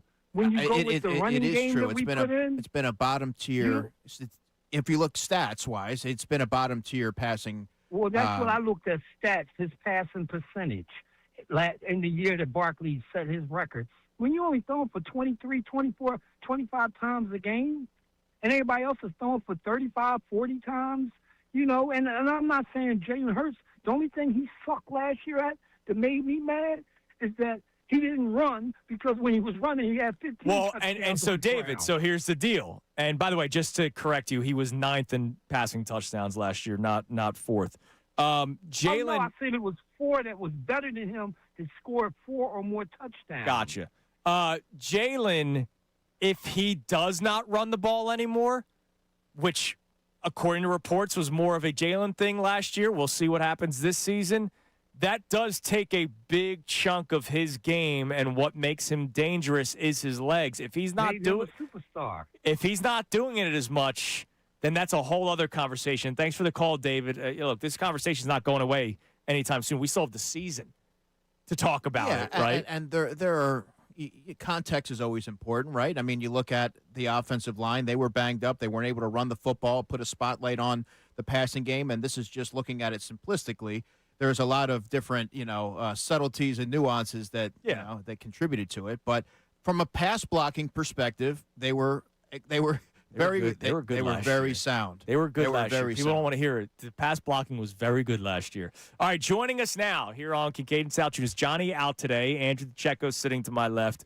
One of my favorite people in the industry. One of the best Eagles insiders there is. Derek Gunn joins us. D. Gunn, good morning. Morning, guys. How are you? Hey, Good. Derek. I think I need to pay you for the last 3 months of content that you provide for us in March when I asked you if the Eagles were working on a contract extension with Jalen Hurts, and you didn't even hesitate. You said no, immediately.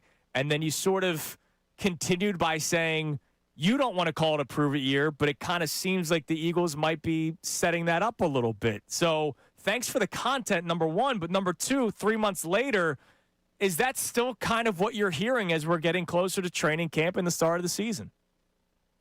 Basically, yes. I mean, when you think about it, he's being paid well for this season and beyond that. There's no need at this time to jump quickly and pay him an extension. Now, to his benefit, when you think about the fact that look at how many different OCs he's had since he's been with the Eagles, and he's about to endure another OC, and he's had a tremendous amount of success.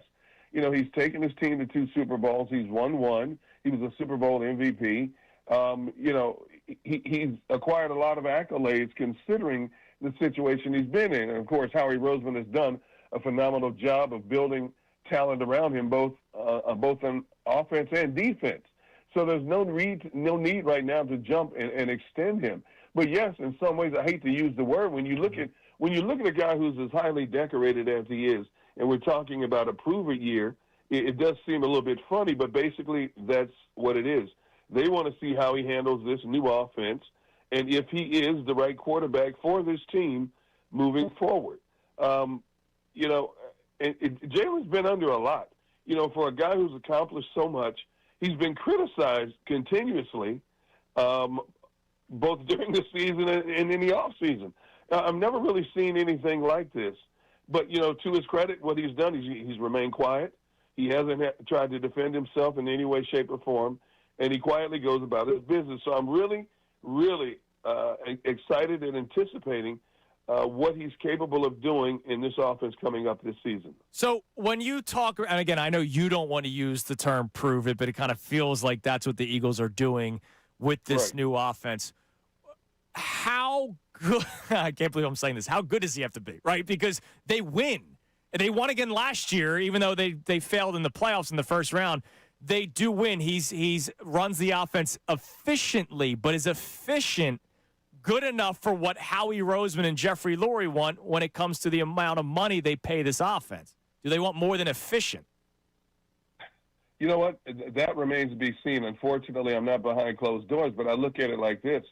He's been efficient, for much of his career. And you look at the last 2 seasons in particular, he's not going to throw for 4,000, 5,000 yards. We can get that out of our minds. That's not going to happen. It's a spread the wealth type offense. But he's completed over 65% of his passes the last 2 years. He's only had 11 interceptions the last couple of years, and he's thrown for 43 touchdowns. Now, those are not wild numbers, but those are so-called efficient numbers. His quarterback rating has been right around 100 and above the last couple of years. There's a lot of teams out there that would like to have a Jalen Hurts-type quarterback in their system. So I don't know what the expectations are on the surface of Jalen for this Eagles organization moving forward, especially with, again, you can't emphasize it enough, with this new offense. It's going to be a spread the wealth type offense. If it is almost a carbon copy of what they did in Green Bay, if you look at Green Bay, you don't have a bunch of receivers catching 1,000 yards. You have a bunch of guys catching 600, 700, 800 yards worth of passes. It's an offense that runs the ball when it needs to run the ball and throws the ball when it needs to run the ball. It's not a one-dimensional dominant offense. It's a it's take what a defense gives you type offense. And so I expect that to be the same here. You look at the type of players they went out and inquired in free agency, especially for the passing game. So you're going to have a little of this, a little of that. We know that Devontae Smith is the so-called number one receiver, but there are going to be games he may not be that number one receiver in terms of receptions and yards based on teams trying to take him out of the game plan. So other guys are going to have to step up, and they have a nice array, including the draft pick that they picked up this year, Mekhi Lemon, that are going to have to step up and be accountable week in and week out. Derek, I wanted to get your read on Jalen Carter and the contract situation. Do you anticipate a deal between Jalen Carter and the Eagles gets done before the season? And if not, how do you anticipate Jalen will approach that? The Eagles are going to pay Jalen. They're not going to let Jalen go anywhere. I don't know if it's going to be before the season, during the season, after the season, but the Eagles are not about to let him go anywhere. They know he's a phenomenal talent, but they also want to make sure that they protect themselves. We know he's had some on-the-field and off-the-field issues, and they just want to protect themselves and see where his maturity level is. But there's no doubt about it that the Eagles' priority, one of their priorities is to pay him and get him paid. He's that type of player. He's a dynamic player. He's a game-changing player. But there's the other element of it as well, and they just want to make sure before they ink his name to a contract extension that he's where they want him to be, both on the field and off the field. But he will be paid by the Eagles unless something drastic happens between now and the time that they make that definitive decision. Derek, I want you to look into your crystal ball a little bit. When that time comes, the cap's going to change drastically for the Eagles. I mean, he becomes automatically the second highest paid player on the Eagles. That means somebody will be a casualty at some point, or somebody just won't get paid at some point. Do you have a read on which side that would be and who that could be, or are they more so just going to rely on maybe players retiring to have the money free up too? Well, you look at the amount of money they've invested into the offense over the last couple of years, giving players extensions. So I believe it could be somebody on the defensive side of the ball that is looking to move elsewhere. Who that player is, that remains to be seen. But let's face it, every team in the NFL, you can't pay everybody you want to pay. But Howie Roseman, there's nobody better in the NFL than Howie Roseman in terms of finagling the cap to fit his needs. So it's going to watch closely how this thing unfolds in terms of who the Eagles decide to keep, how productive they're being this season, and if it's in their best interest to keep them moving forward. That's a great question, a question I'm sure is going to be debated from now until the end of this season, but I can't pinpoint at this time a particular one or two players that the Eagles may let go to get Jalen Carter his money. With training camp about a month away, Derek, which storyline are you most curious to follow along with this summer and into the fall? Well, obviously, the bird's eye view has to be Jalen, how he handles this new offense, how quickly he adapts. I think that probably is the biggest storyline coming into this training camp. And, of course, Mekhi Lemon, how quickly can he adapt into that slot role? The Eagles have not had a so-called dominant slot receiver for the last several years now. So now they go out and use the first-round pick to get one. let's see how quickly he adapts and how comfortable Jalen gets with him early in camp. I think those two are the bigger storylines coming into this season in terms of this offense being a fluid. Obviously, the offensive line, the health of the offensive line is huge. But I think those two things, to me, are two of the bigger storylines to keep a close eye on as we get ready for training camp and as training camp unfolds leading into the regular season, because we're not going to see the regulars play in the preseason. So everything we based on what we believe could happen is going to be based on what we see in practices, and of course when they go up to New England to take on the Patriots in scrimmages as well. D-Gun, last thing before we let you go, it's a trivia question that goes into your own life. You still have yet to recapture your Twitter account, and I'm very sorry to hear that. Do you know that your name has been changed? I did not know this. Oh, so you do not know that @RealDGun is still the handle, but instead of it saying Derek Gunn as the name, it is Lunchable Lord Gunn is your new name on social media. Lunchable Lord Gunn. Yes, you're still pushing crypto. You're pushing the what's the pictures? What are those pictures with the apes that like people got? NFTs. NFTs. You're pushing NFTs, and you're looks like you're pushing some video game stuff too. Lunchable Lord Gunn. Well, that will be taken care of. I promise you. Before the training camp rolls around, I will be back on Twitter under a different handle. But I have not been on there for like 2.5, 3 months. And in a lot of ways, to be honest with you, I haven't missed it at all. D-Gun, you haven't missed anything, brother. You are probably you are the happiest person I know. Just you telling me that, I know you're happier than everybody else. You can hear him smiling through the phone. You know what? I don't miss a lot of the chatter that goes on there. A lot of what I do, I still talk to a lot of the right people inside the Eagles organization, so I'm well-versed. I will be back. Just look for me coming back under a different handle. I may lose a lot of followers initially, but that's okay.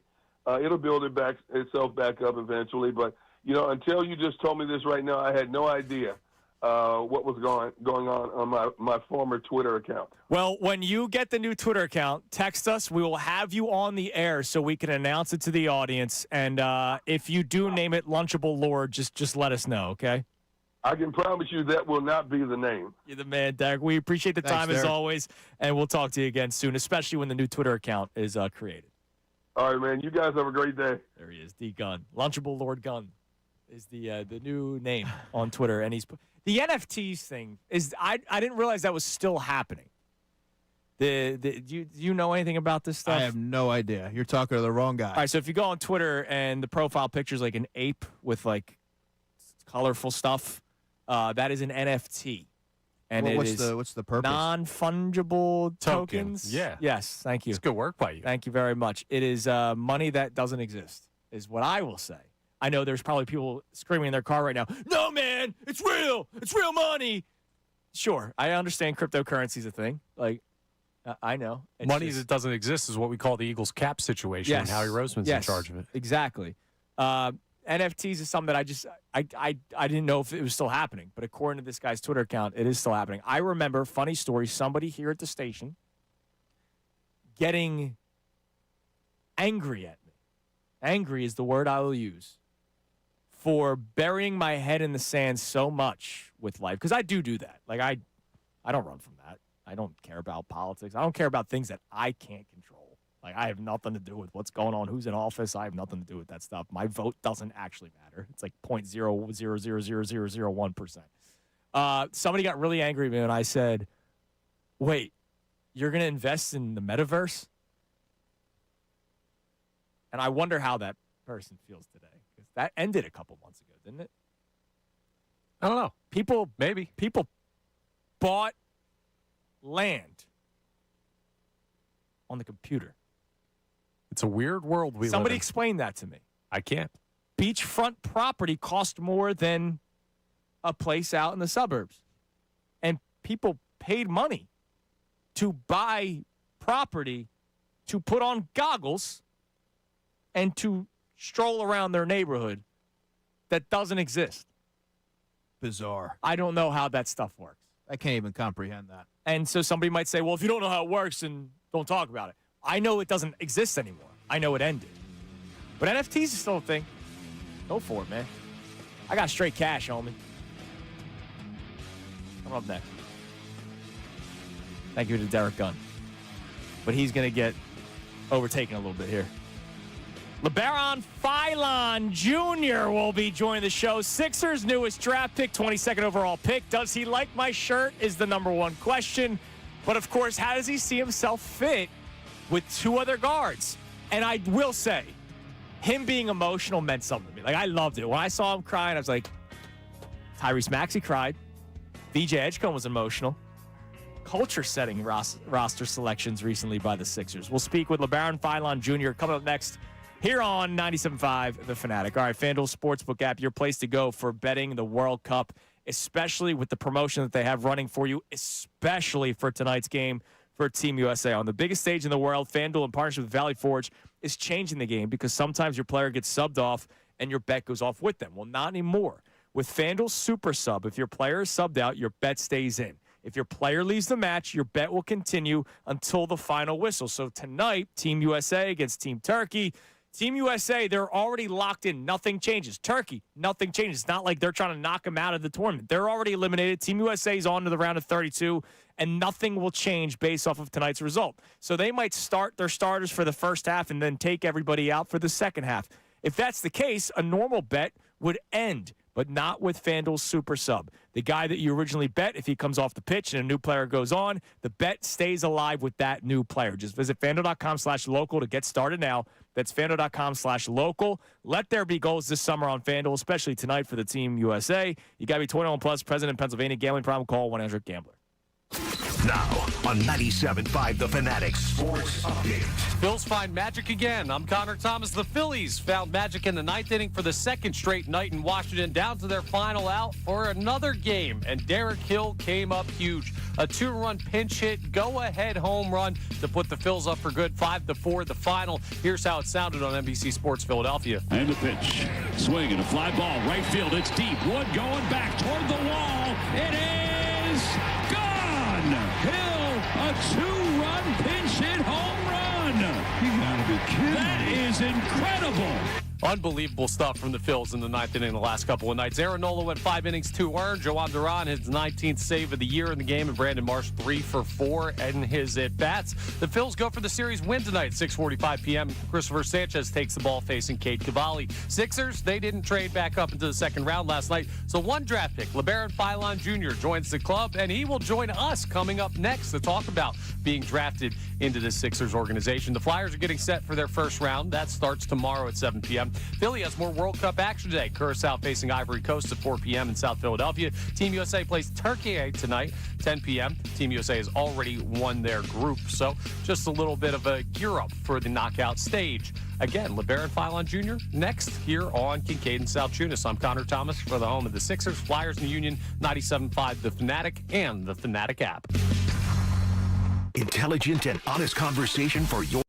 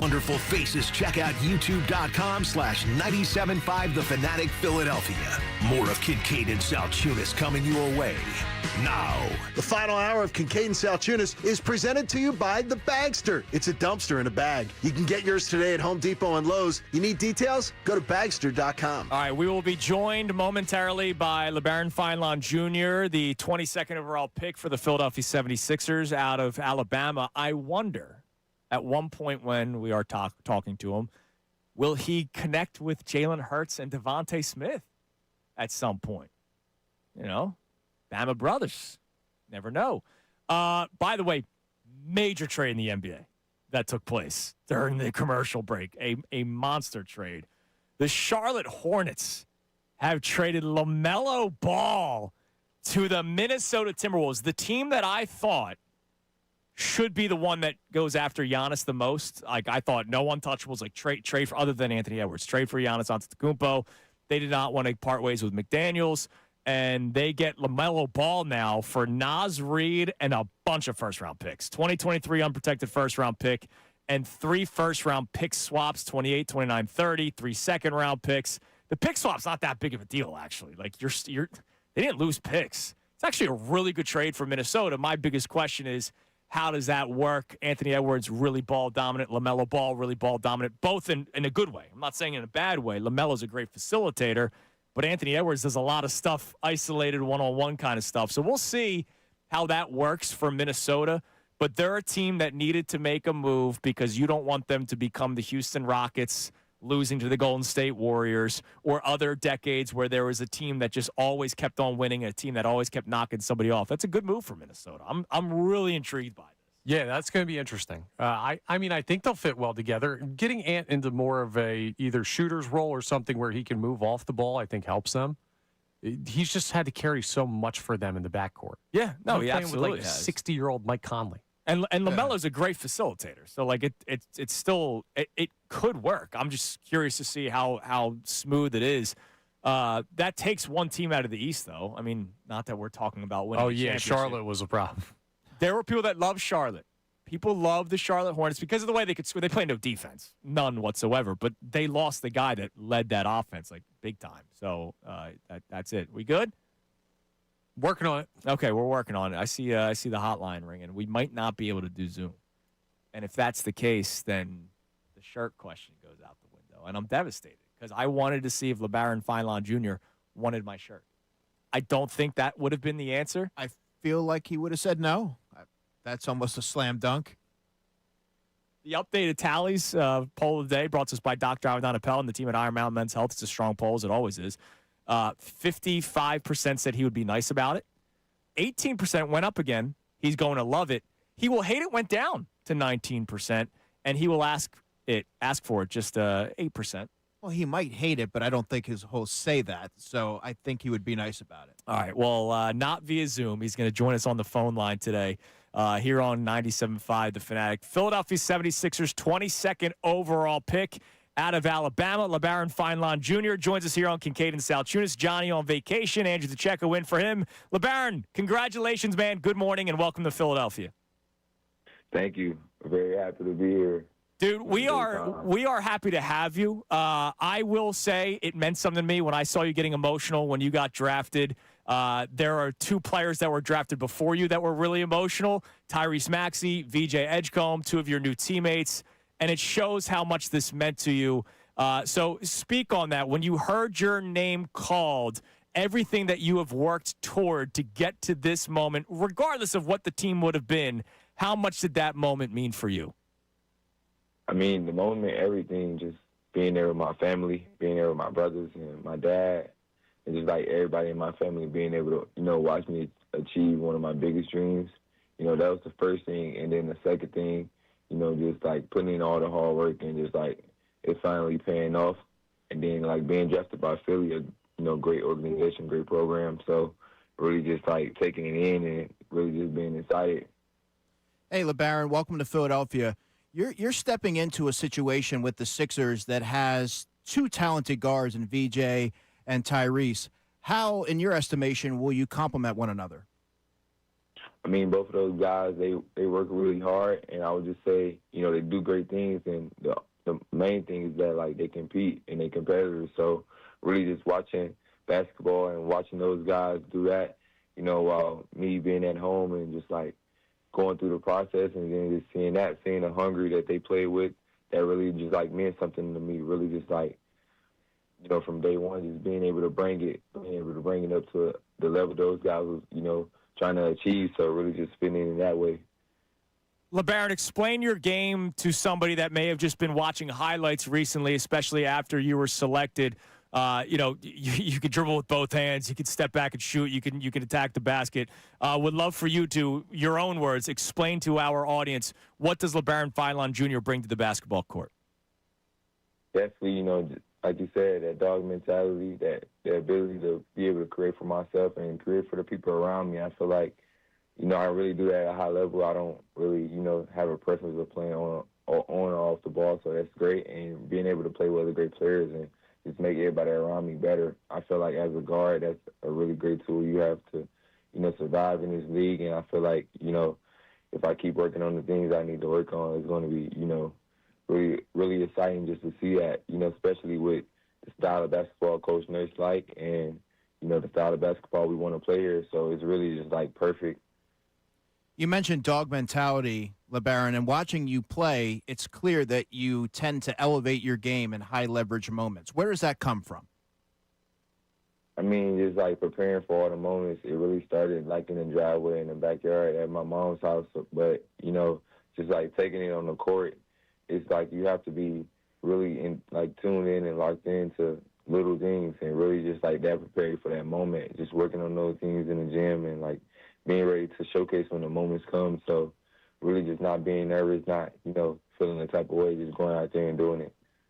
Sixers 22nd overall pick, Labaron Philon Jr. joining us here on Kincade and Salciunas on 97.5 The Fanatic. Labaron, every single analyst that reacted to the selection of the Sixers of you, I heard numerous people say this is a great fit for Philadelphia. Now, when we talk about Philadelphia, you know that we're not talking about playing with Joel Embiid. You know that we're not talking about playing for Nick Nurse. We're talking about the city because it is an intense city. So when people say that, why is that you are a perfect fit for what Philadelphia brings?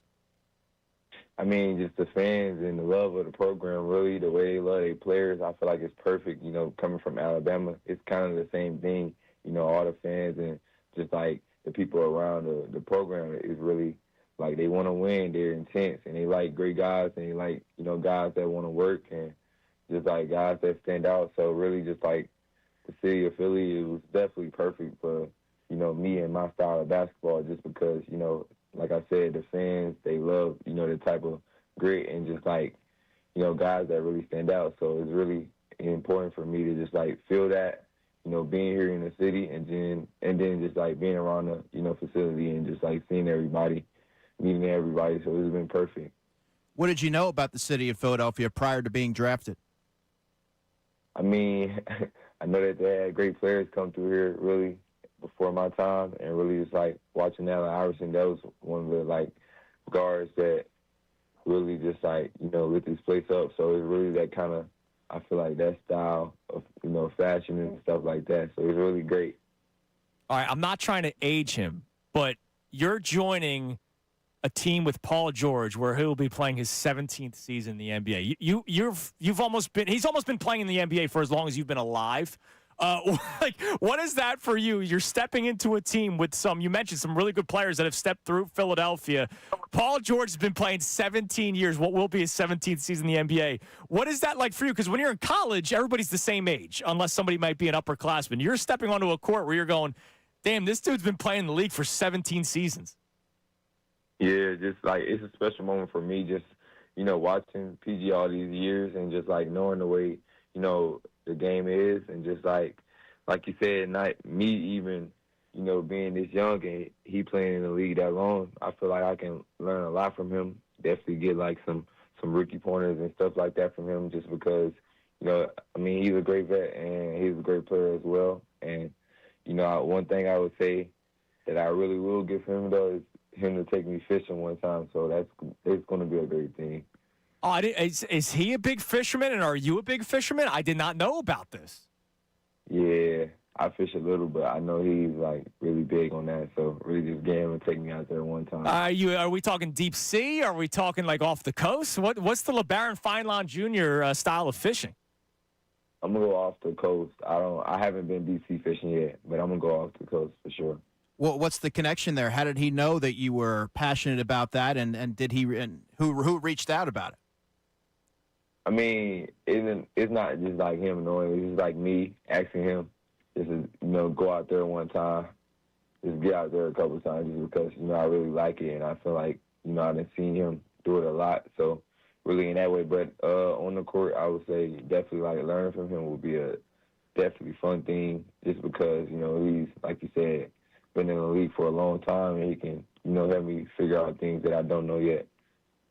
Labaron, yesterday when we were talking about you reacting to the selection, we went through the state of Alabama and the prospects that have come from there. And I'm not just talking about the university. You were from Alabama and went to the University of Alabama.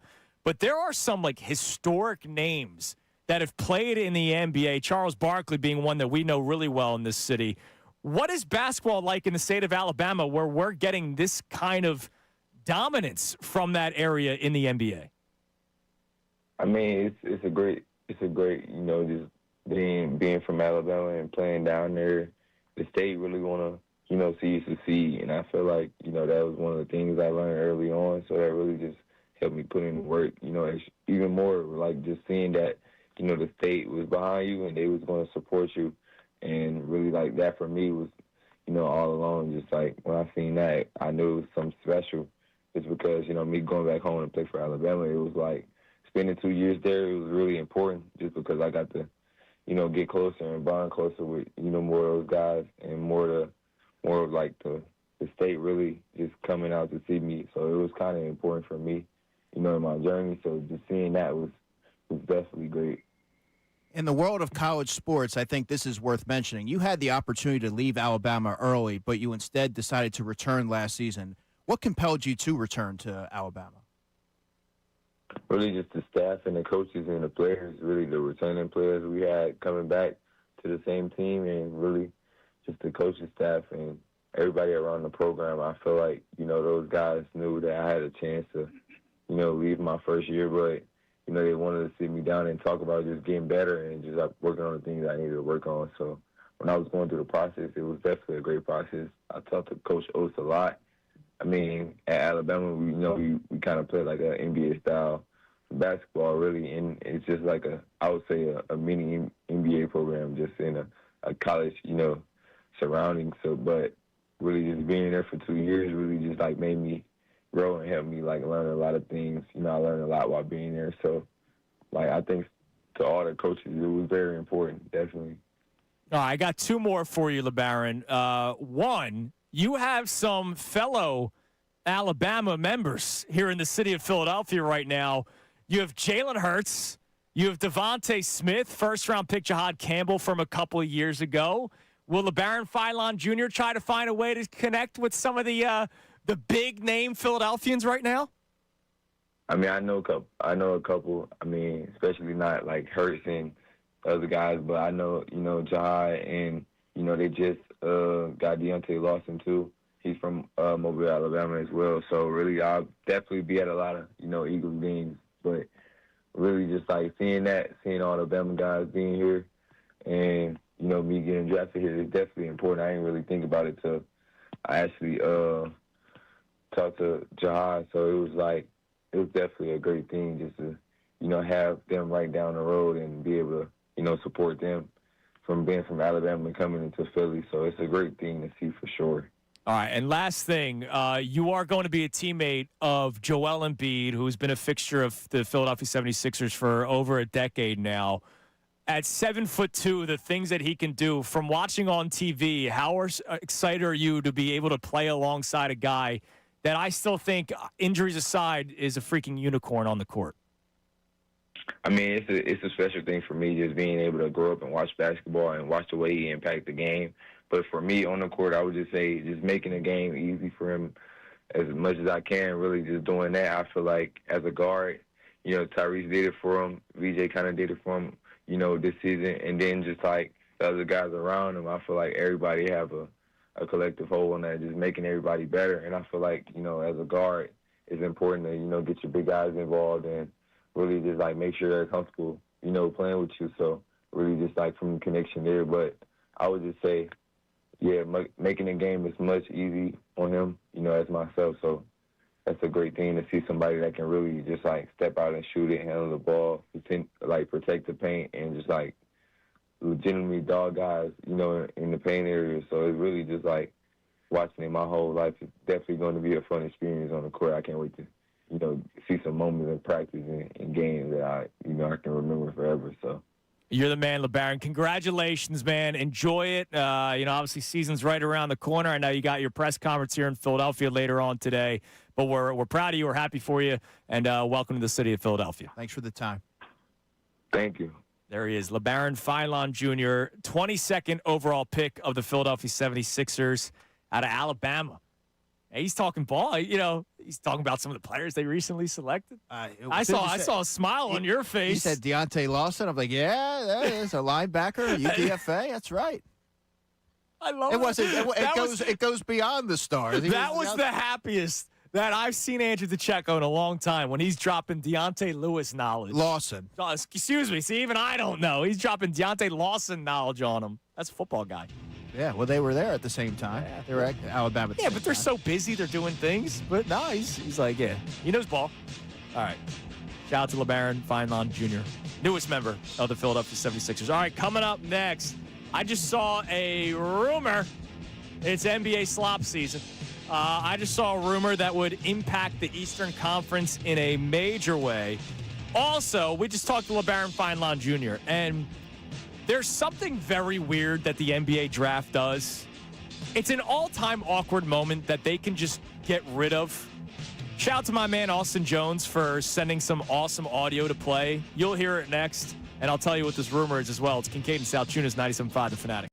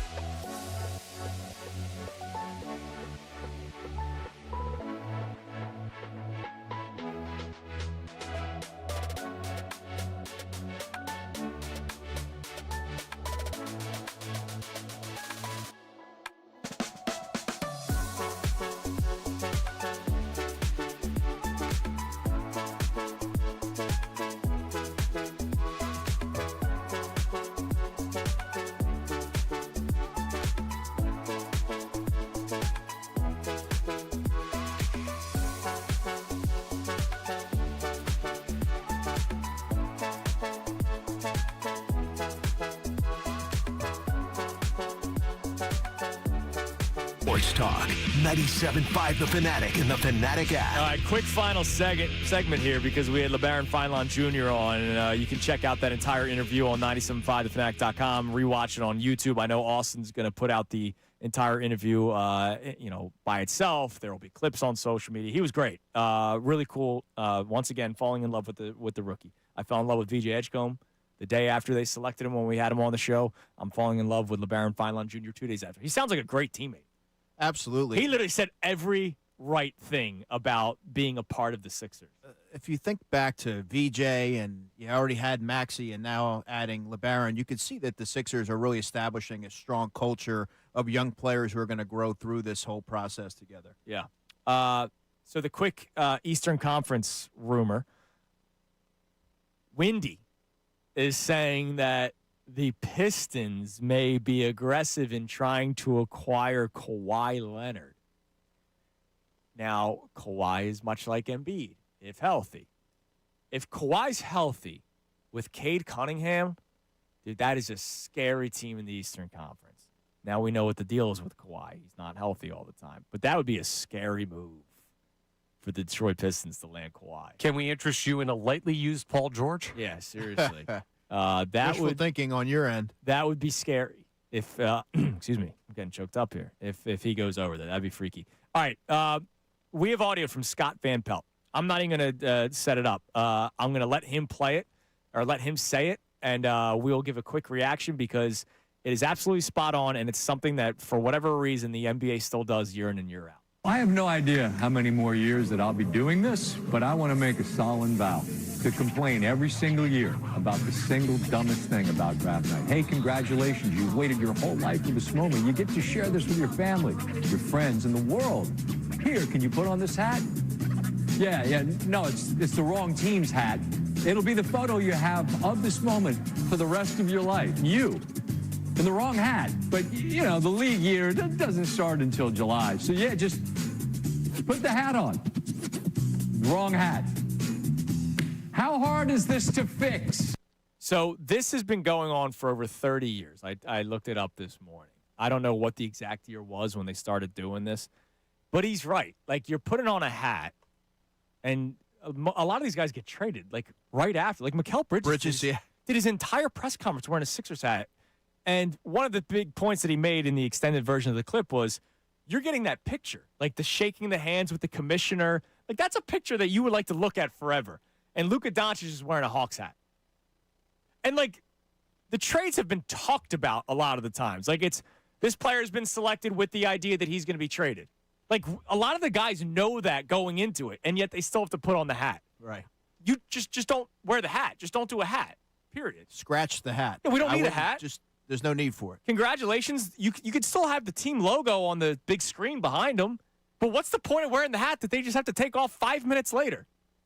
I appreciate Scott Van Pelt for that. Andrew, I appreciate you for coming in an hour earlier today. You bet. We'll be back at it tomorrow, Friday with Fadul. Amy will be in studio. Johnny in Atlanta, he'll be back on Monday, and I will be on vacation starting next week. So we have one more day of fun. We have not done debate day this week, so we're saving it for a Friday. We'll get into that coming up tomorrow. Everybody have a great rest of your day. Middays with Marks comes your way next here on 97.5 The Fan.